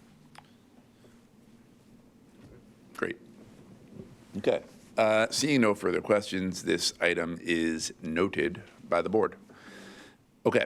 The last three items on the non-routine agenda are all from the Department of Transportation and related to similar subject matters, so I will call them together for one discussion, and we will note them separately at the end. Those items are SB 2610816, extra work order number 1, Santos Construction Company, Inc., for $900,000. SB 2610918, task assignment number 11, WSP USA, Inc., for $1,782,857.11, and SB 2610957, extra work order number 3, Priority Construction Corp., for $1,800,000. On behalf of the Department of Transportation, we have Director Veronica Macbeth. Director Macbeth, the floor is yours. Hi. Hello. I spend so much time with you guys. I love it. I didn't say that. And I forgot it was April Fool's until your joke, for the record. Pardon my voice. So here to talk about the Santos Construction Company contract. So just going to give you a quick summary of our action and background regarding this. Do we have a slide up? Okay.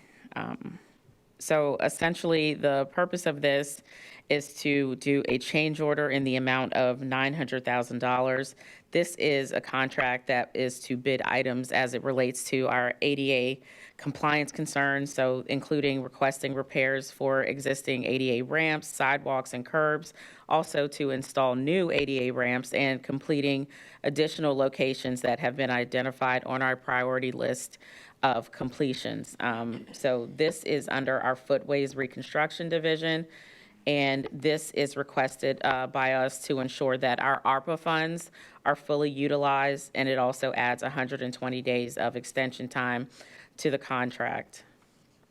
And so that would extend this contract until 9/24/2026 instead of ending in May 28th, 2026. Next slide, please. I'm just giving you the background explanation. The project completion date is, as I mentioned, was scheduled for the 24th, and now we're looking to move it to the 24th of September. So there was a concern that our ARPA funds would not be fully utilized under this contract, TR 24008, and that funding is now being reassigned to this contract, demonstrating strong performance, while local funds were allocated to TR 24008 to complete the funding swap. So this is a funding swap between two different contracts that had existed. So that is the short and succinct version. I'm happy to answer any questions about this particular one, or happy to move on to the next one. Let's just do them all and then ask questions at the end. Okay. Next up is the contract SB 26-10-918, and this is for a task assignment for WSP.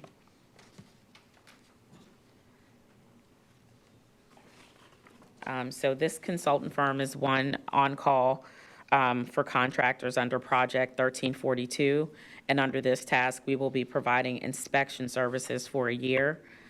Essentially, this is, again, inspection services that will be utilized for ADA ramps, completing the installation, and other things of that like. So the goal on this is to pay the increase of capacity, but previously, this is something that was covered by ARPA funds that has since expired, and so in doing so, we now have to use funds that we have allocated in the consent decree for ADA.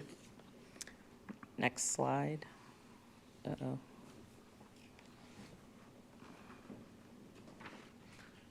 I don't know what's happening. Okay. Should I keep going? Okay. All right. So the background explanation about this. So immediate consultant inspection support is required due to the insufficient full-time city staffing across our inspection team, including both inspectors and supervisory personnel, to maintain adequate construction oversight. And the section currently only has 4 inspector, 3 positions with 1 vacant that we're currently in the process of filling, and 2 inspector 2 positions, which is currently vacant, and we are actively interviewing for this position. So given the current and upcoming workload, the existing team does not have the capacity to provide continuous and effective oversight, and so this would create an immediate risk of gaps in the inspection coverage that is needed, delays in construction progress, and the potential noncompliance with project specifications as well as safety requirements. And that is the WSP task. And then last one is SB 26-10-957. This is Priority Construction Group. This is a change order to TR 24009. And essentially, we are asking again to ensure that our ARPA funds are being able to fully be utilized on this contract. And the total value of this change order is $1.8 million, essentially the 1.7 it says. So next slide, the background and explanation of this. So again, concern being that ARPA funds would not be fully utilized for the contract of TR 24008, and funding is now being reassigned to this contractor that is demonstrating strong performance, while the local funds were allocated to TR 24008 to complete the funding swap. And that is it for these 3 projects. I'm happy to answer any questions. Thanks, Director. Do we have an estimate of measurement to quantify how much work this will be, how many square feet or meters this will require? This is the Tender King. He handles footways. Good morning, honorable members. Under the You Santos just introduce yourself. Satinder Kang, Section Chief for Allison Footways for DOT. Under the Santos contract, we'll be replacing approximate 50,000 square feet of sidewalk. And under priority contract, we'll be replacing approximate 200 ramps. Sorry, 200? Ramps, yeah. Thank you.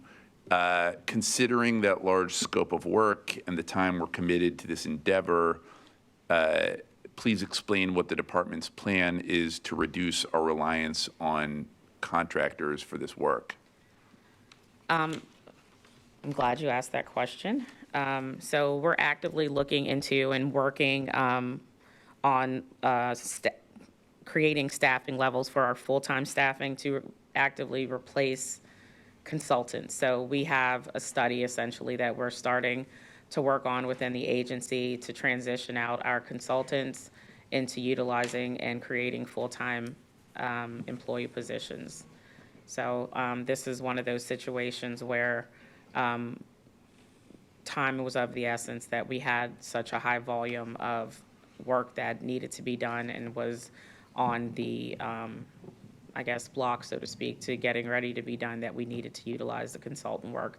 The transitional period to bring in FTEs at this point in time would have been somewhere between 4 to 6 months, if not longer, in the creation of positions, establishing that type of work. But we are actively in the process of adequately working on our staffing levels, and those are some of the things that we have also put into our budget requests. Yeah, I appreciate that. I'm going to go to the mayor in one moment.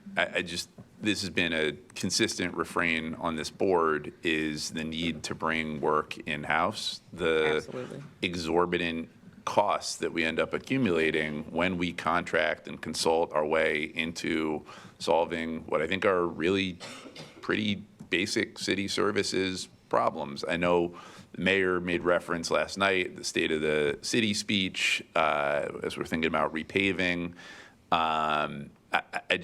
I want to be really clear that when we get into these types of contracts again and again and again, I think it both sends the wrong signal to our own internal workforce in terms of their value, and it's just often expensive for taxpayers. Absolutely. And we end up paying more for not necessarily higher quality work. And so I'm going to go to Mr. Mayor, but I just want to say this is, we've had this conversation a lot Yes. here on this board, and this is a continued issue that I really want to see us move in a different direction, and I'm glad to hear there's a study to look at it, but we have to be aggressive about supporting our own workforce in the city of Baltimore, Mr. Mayor. No, thank you, Mr. President. And I think this actually is a part of Repave. When you talk about the ramps and the sidewalks, we're talking about doing the whole program over, so that we are looking at our in-house crews, as I said last night, and making sure they have the equipment and all the tools that they need, including to see if we need more, but also how we do our contracts. I think historically what has happened is that we've had the same amount of companies all over, and to be quite honest, that's not just us, that's all across the state of Maryland. That is the same companies that do this work, and we're going to be looking at ways to expanding that to see how we can, because I want to be very clear, you won't find a major city in the United States that does not do some of this work via contract, no matter who they are. But what we want to do is have the right balance, to your point, about having our in-house crews be able to have more capacity to do more, and do not just do more things, something that they have not had the investment to expand their scope of work, at the same time of looking at how we do our contracts, and also just noting that we have a ADA consent decree, so we have to also push this stuff out as quickly as humanly possible right now, so that the solicitor isn't down your back and my back about us being in compliance. But the last thing I will say, because this is my paving season, is my favorite time of the season, I'll make sure that we get out there with me on the machine this summer, so that we can have a little bit of fun as we work with one of the crews. It's always my favorite time. Every year, the best paved street in the city is the one the mayor did. I just want to point that out for the record. I am in for that, April sir. Fool. No. There is no April Fool's joke on that. I was gonna say that's None of not the hard, mayor's sir. potholes have to be refilled. I don't know about Director Macbeth's, but for me, they all stay in. Fantastic. I look forward to joining you and participating in that activity, and appreciate the overall point. Just want to reiterate, we talked in a previous iteration of a board meeting about there being skills gap when it comes to, there were certain positions that we couldn't fill because folks were unable to have the technical wherewithal to do that.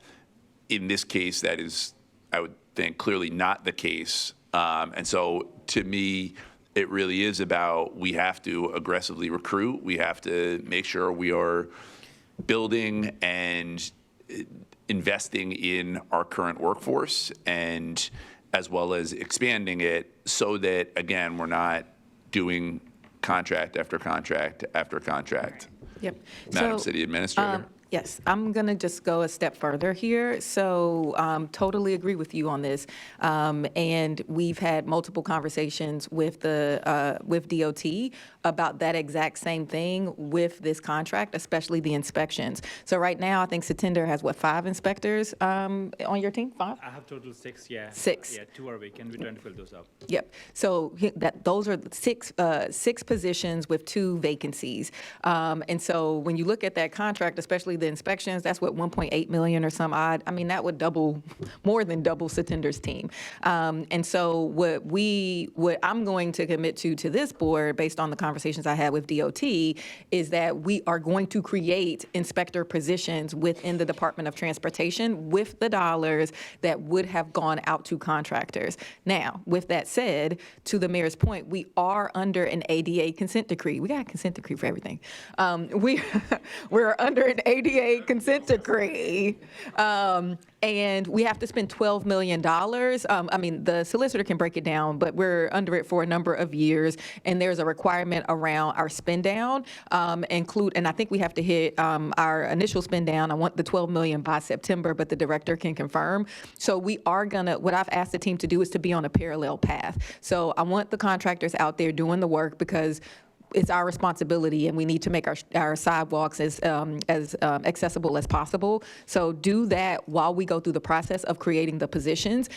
We should have some cost savings in that contract that we can then go and use to create and fund those positions. And then moving forward, we will have more inspectors within Satinder's department. So that is going to be how we're going to manage this particular contract. But you're absolutely right. That is what the deputy mayor and I were pushing with DOT. This is an opportunity to increase your ranks, right? We did not have an appropriately sized, division, which is a part of what led us to where we were with the consent decree. And the way that we get out of the consent decree and do a better job for our residents is not by cutting around the corners and paying somebody else to do the work. It's about building out the actual capacity within the organization. So you're 110% right on this. Thank you, Madam City Administrator. Director Macbeth, anything else? I see Comptroller Henry, you want to jump in? Yeah, I just had some questions probably for Satinder. How many total miles of sidewalk are there in Baltimore City? So we are doing a full survey to get the exact numbers. That's why I don't want to give the number out. Okay. Because the partial consent decree, so we have to get the exact number. Okay, well, I'm happy to accept that it's not an exact number. Yeah. Do we have a rough figure? So in the past, we have used 3,600 miles. 3,600 miles. In the past. So, we don't know. We are doing the survey right now. That's okay. It's a perspective question. Yes. Okay, because the council president asked you how many square feet of sidewalk are we doing, and you said 50,000. Square feet, yes, in that particular square area. feet. Yeah. But like in terms of miles of sidewalk, that's like 2 to 3. Yes. So it's just Okay. very little, Right, very okay. little compared to what we have. And I want to be clear. This is not right. This is not a criticism. Like this is not a criticism. It's not a complaint. I just it's a thing for me to take every opportunity to educate the public to the scale of what we're dealing with.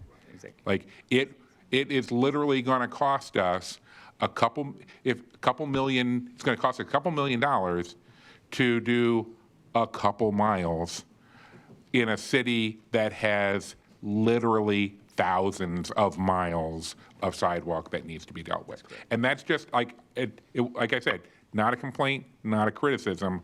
I just want people to appreciate the scale of the job you're doing. Like 200 ramps, that's great. How many corners do we have in Baltimore City?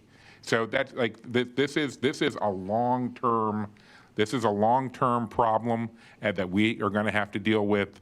Probably that we should just accept the fact that this is a institutional, generational thing where we're just going to always be working on this because the amount of time it's going to take us to get to every single sidewalk. It's like, what is it, on the BW Parkway.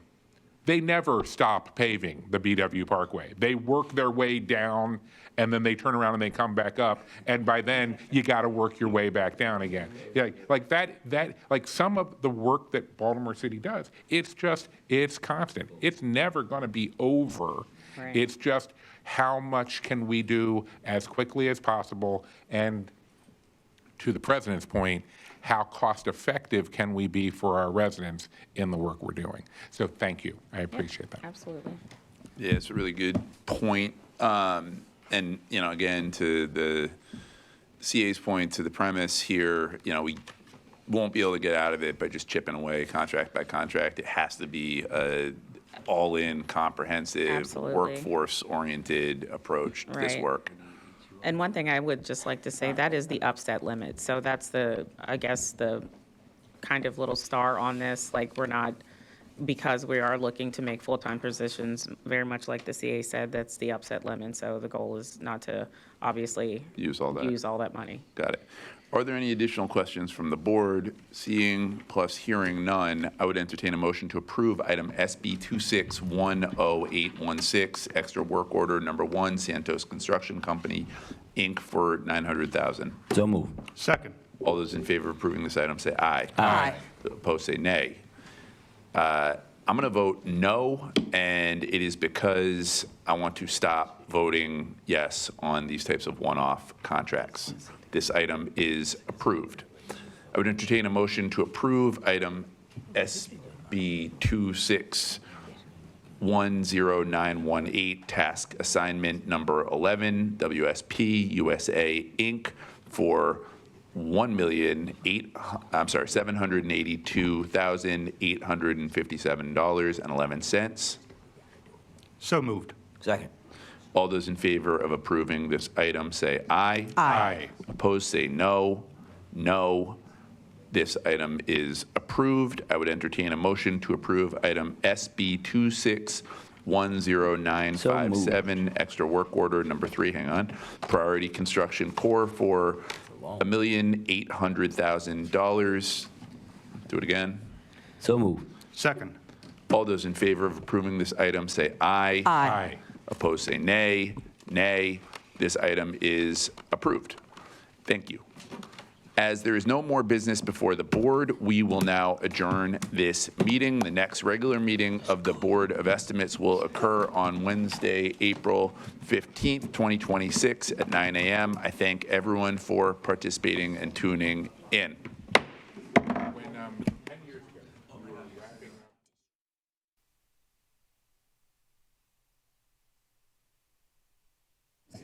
Hey, TV 25, we are ready to start. Good afternoon, everyone. Welcome to the Board of Estimates bid opening for April 1st, 2026. We have 7 bids to open today, so we might be here for a minute, depending on how fast Casey and I can read.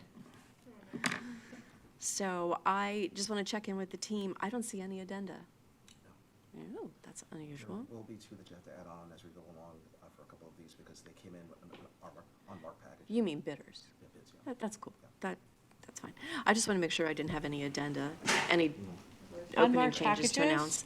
And then I think these are all straight up one parts, right? There's no double. Okay. So just wanted to check before we start. So I have the capital ones up first. Is that cool? I have procurement in front of me. Oh, okay. So, I think that's a typo. I'm sorry. That should Oh, sorry. so I have. Further reading shows me it's TRT 26003. Okay, that's what I have too. Okay. Okay. So, oh, I see why you're saying that. That's weird. How that? Because it's right. I'm reading the front page. Okay. Hold on a sec.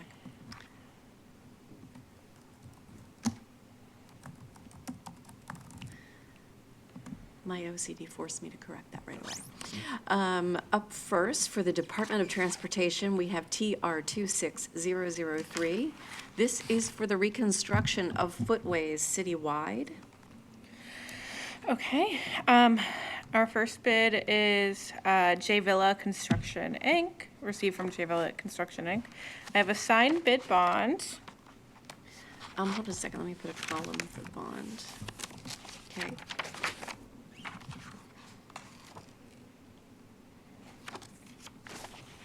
Are there duplicates for this? I didn't open that one, but I believe the duplicate might be in this here. It might be in here? That one? Okay, then over is a book. Okay, it looks like we have one original, and so it looks like, and one duplicate. Is it clearly marked? This clearly says original.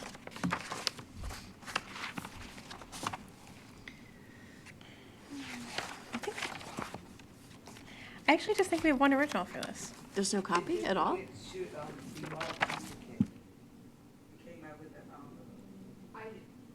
There shouldn't be anything marked duplicate? It should be marked duplicate. On the first page. It says original, I can look, this is bid,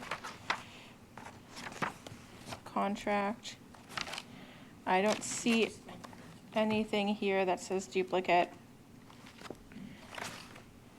Okay, so the yellow book is the original, and starting with the bid of proposal page, that should have been marked duplicate. Okay. Okay, so technically we have two. We don't have one marked duplicate. We have two originals and nothing marked duplicate. That's fine. Okay, cool.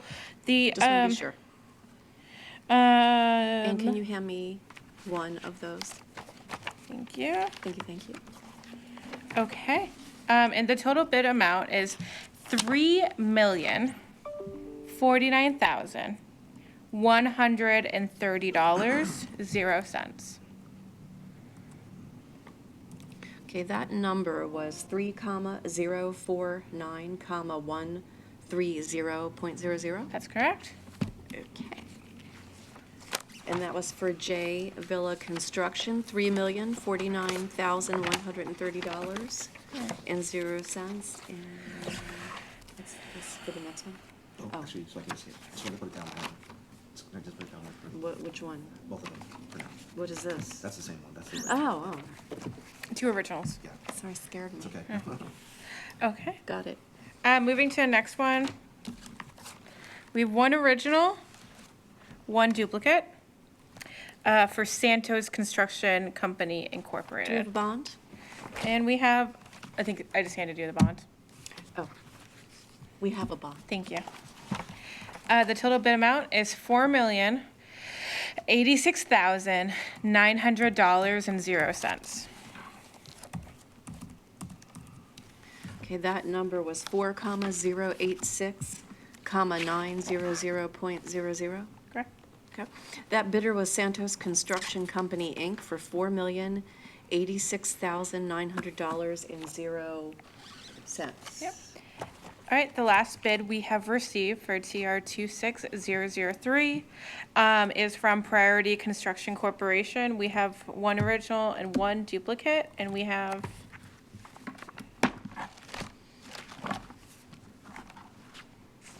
let me confirm.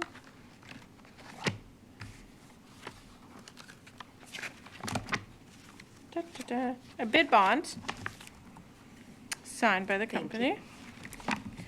And the total bid amount is $2,989,657.50.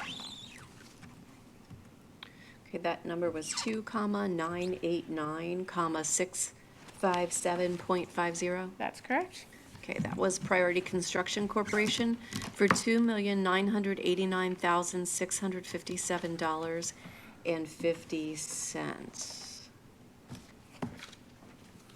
I'm gonna just stack those over here. I just want to keep this one separate. This one.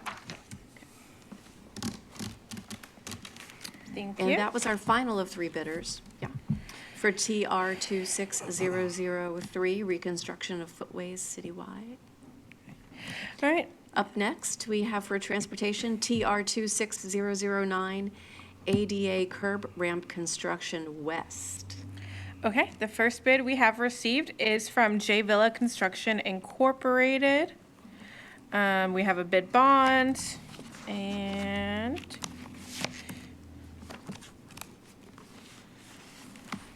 we have two originals. Okay. Thank you. The total bid amount is $1,837,005.40. Okay, that number was 1,837,005.40. That's correct. Okay, that bidder was J Villa Construction, Inc. for $1,837,005.40. Yeah. The second and final bidder for TR 26009 is from Priority Construction Corporation. We have one duplicate and one original, and we have received a signed bid bond. Thank you. Thank you.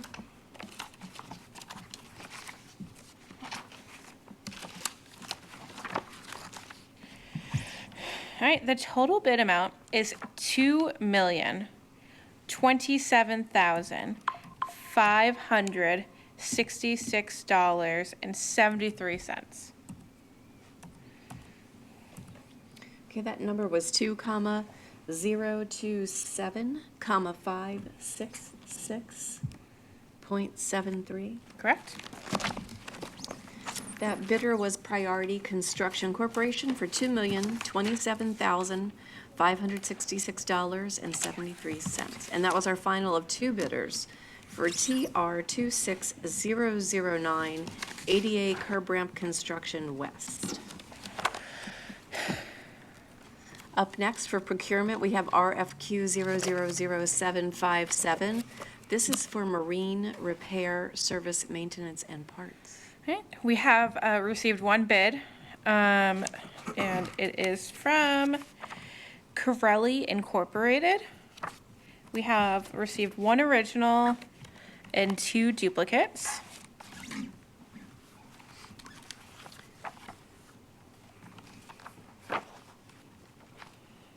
And this is itemized. Yeah, I So was I'm not going to read a say, number. The page I have marked, it looks like rates. Yep.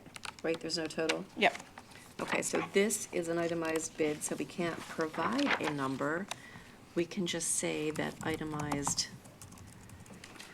costs have been delivered to us. So again, we have one response to this bid. The bidder is Corelli Incorporated, and this is an itemized bid that will refer to the agency for review. That was the only bidder for RFQ 000757, Marine Repair, Service, Maintenance, and Parts.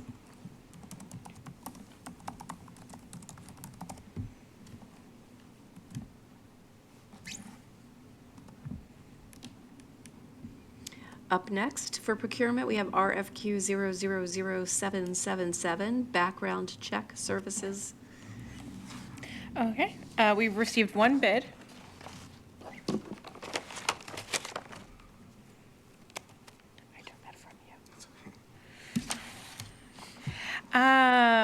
And it's received from the Bowden Group. Pardon me. We have one original. We have a flash drive. One, two. Oh, sorry. We have. Sorry, I thought that there's two bids in here.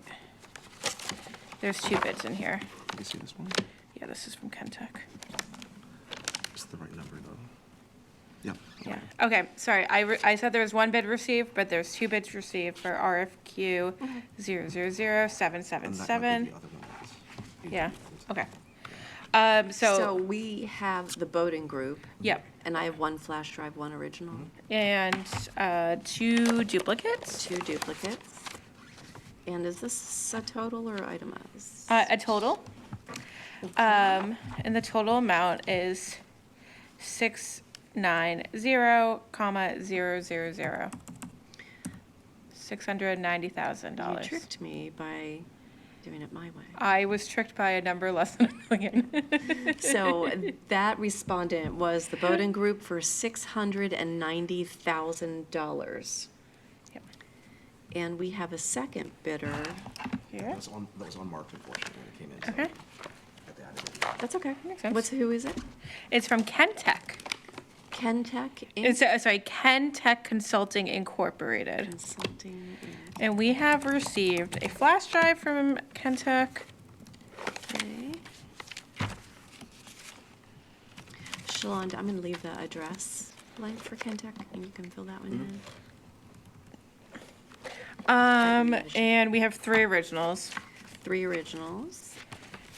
And this should have a, oh, let me give this back to you. This is. Okay, and the total bid price. Can you hand me one of the I'm- extra ones? Apologies. Please. Thank you. And the total bid price is $720,000. That number was 720,000.00. Correct. And that bidder was Kentech Consulting Incorporated for $720,000. And that is our final of two, right? Correct. Okay, so we had two bidders for that, RFQ 000777, background check services.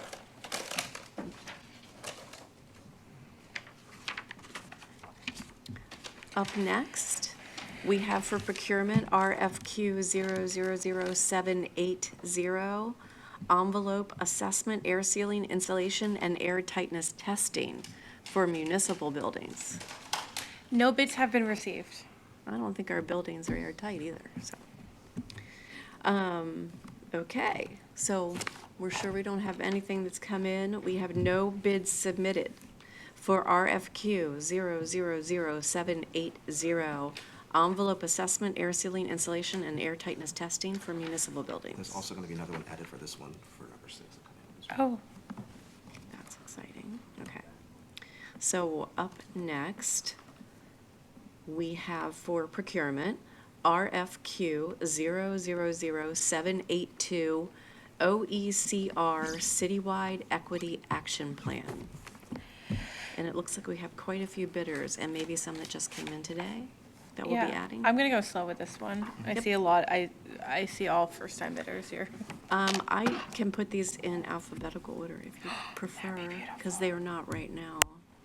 I'm gonna read You them to know you in I the want order to I hand them, alphabetize but this yes. badly. We do love the alphabet. Do you, let me ask, Shalon, do you have these in order of the way they're set up on the page right now? Yes. Okay, so we should go and, Yeah. and then we can reorder them and make sure we didn't miss any. Okay, the first one is received from BCT Partners. Yes. I have an original, and I have a flash drive, and I have 2 duplicates. 2 duplicates. And are these totals, or? Let's, Those were total. and yep, and the total price, $276,040.00. You can find this on B9. Thank you. And I accidentally added too many zeros, hold tight. Okay, that was 276, 040.00. Correct. And that bidder was BCT Partners for $276,040. Thanks, Jay. Up next. Thank you. Next is from City Thread. I have an original, a flash drive, and 2 duplicates. Okay.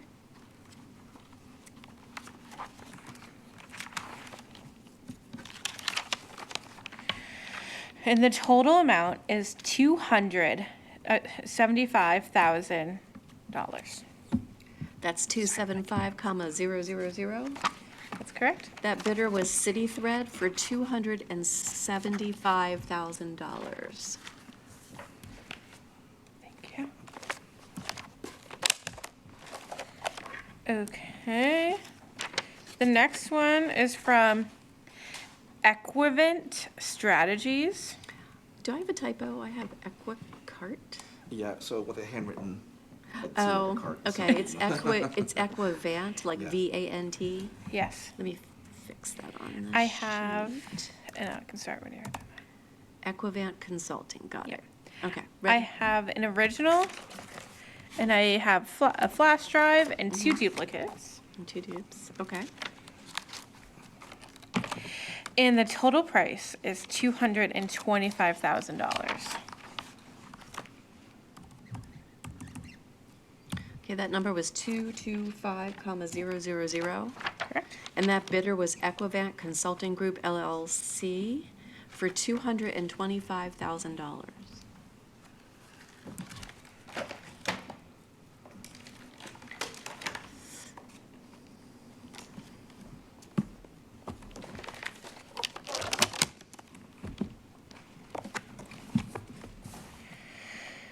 Okay, the next one is from MGT. Wait, let's make sure that's MGT Impact Solutions.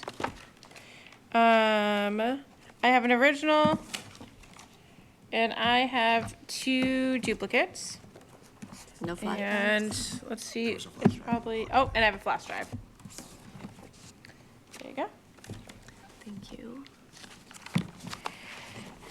The total bid is 211,729. Okay, that was 211,729. Yes, ma'am. And that was MGT Impact Solutions LLC for $211,729. Thanks.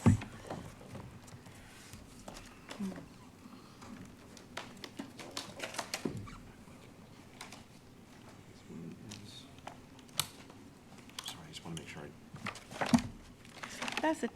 That's such a cute flash drive. Oh my goodness. Oh, I see.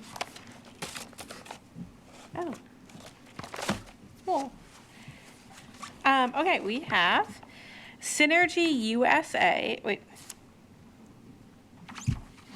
It's a collaboration. So let me see who there's. the tag one, I think will explain a little bit better, the one behind this. Oh, that one. Okay, it looks okay. Okay, it's National Academy of Public Administration. Okay. They're doing a partnership, but that's the name that's on the bid document. So we're going to list them as the yes. lead, okay. I have, A cute little flash drive. okay, I have a flash drive, I have an original. This one. And I have 2 duplicates. Okay.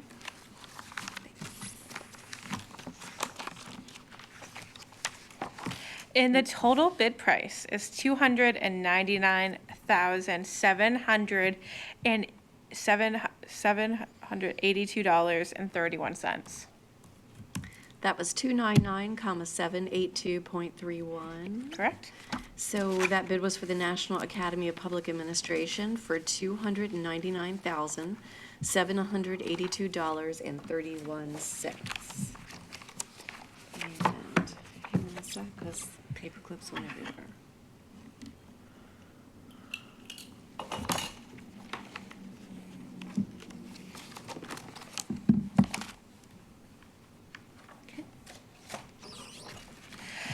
Okay, our next bid we received is from UPD Consulting. I have an original and a flash drive. And 2 duplicates. And the total price is $274,950. Oops.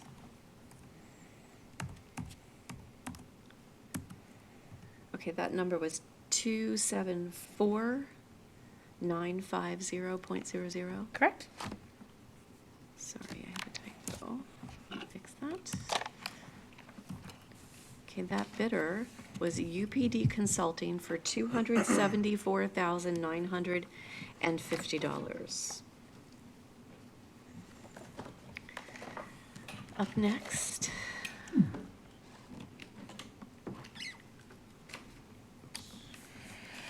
Thank you. The next one is submitted from the University of Baltimore. Yeah. I have Baltimore Neighborhood Indicators Alliance. I think that they're officially, that's their director. Yes. But yeah, I think you should correct it to University of Baltimore. Okay. Do you want me to do it like a slash? That would work too. Okay.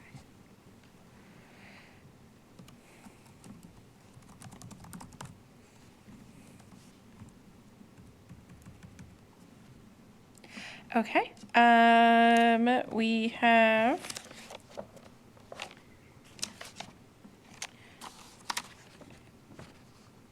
one original and a flash drive and 2 duplicates. Sorry.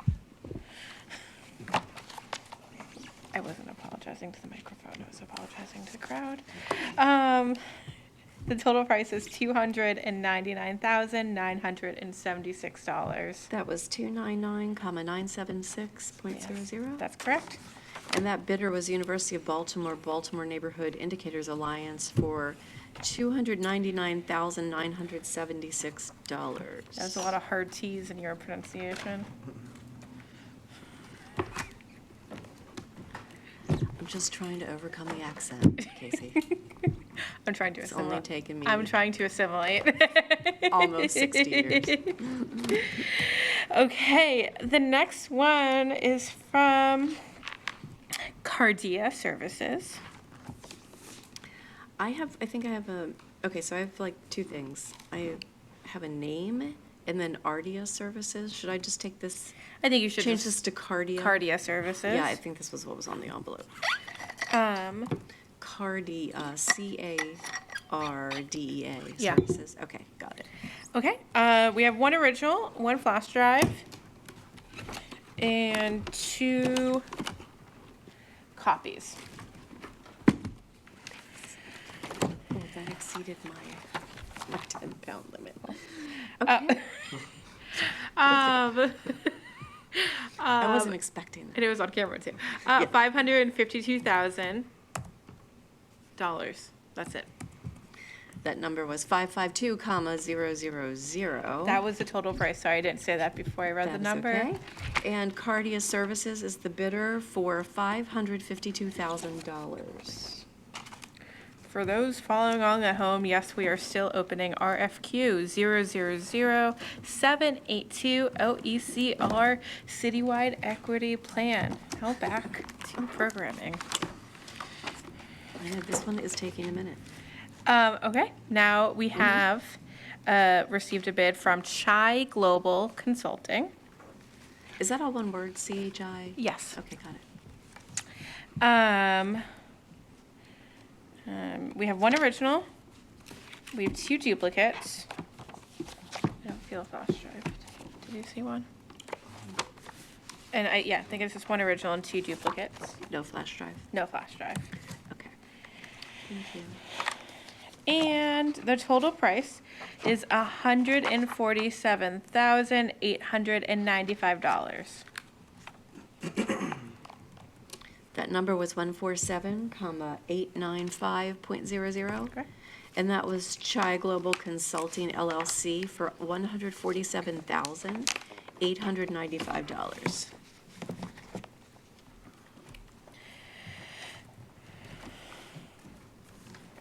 Okay. Next up, we have Trans-Pacific Communications. I have a flash drive.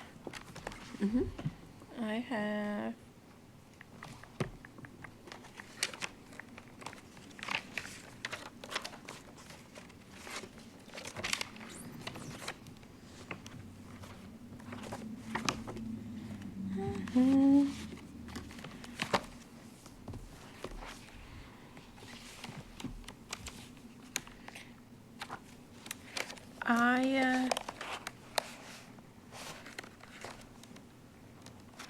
I think I have 3 originals. 3 originals. Yeah.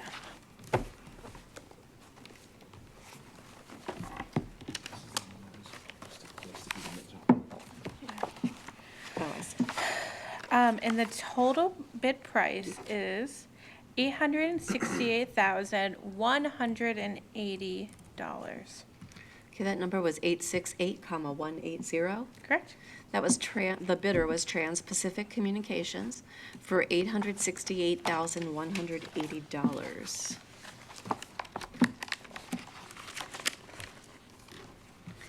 And do we have another one that I need to write in? Yes. Yeah, and our final bidder for today, Race Forward. It's 2 words. Race Race. Forward. I have 1 original. Uh-huh. I have 3 originals And I have one flash drive. Okay. And the total price is $299,500. Okay, that number was 299,500. That's correct. And the bidder is Erase Forward for $299,500. And that was our final? That was our final bidder for RFQ 000782, OECR Citywide Equity Action Plan. Thank you. Ready to move to the last one? This is the last one. Okay, our which is last bid right. for today is RFQ 000795, Mobile Video Surveillance Cameras for Ballot Boxes. Okay, we've received one bid. And that is from Stallion Infrastructure Services LTD, DBA Stallion Oilfield Services LTD. Okay. I have a flash drive.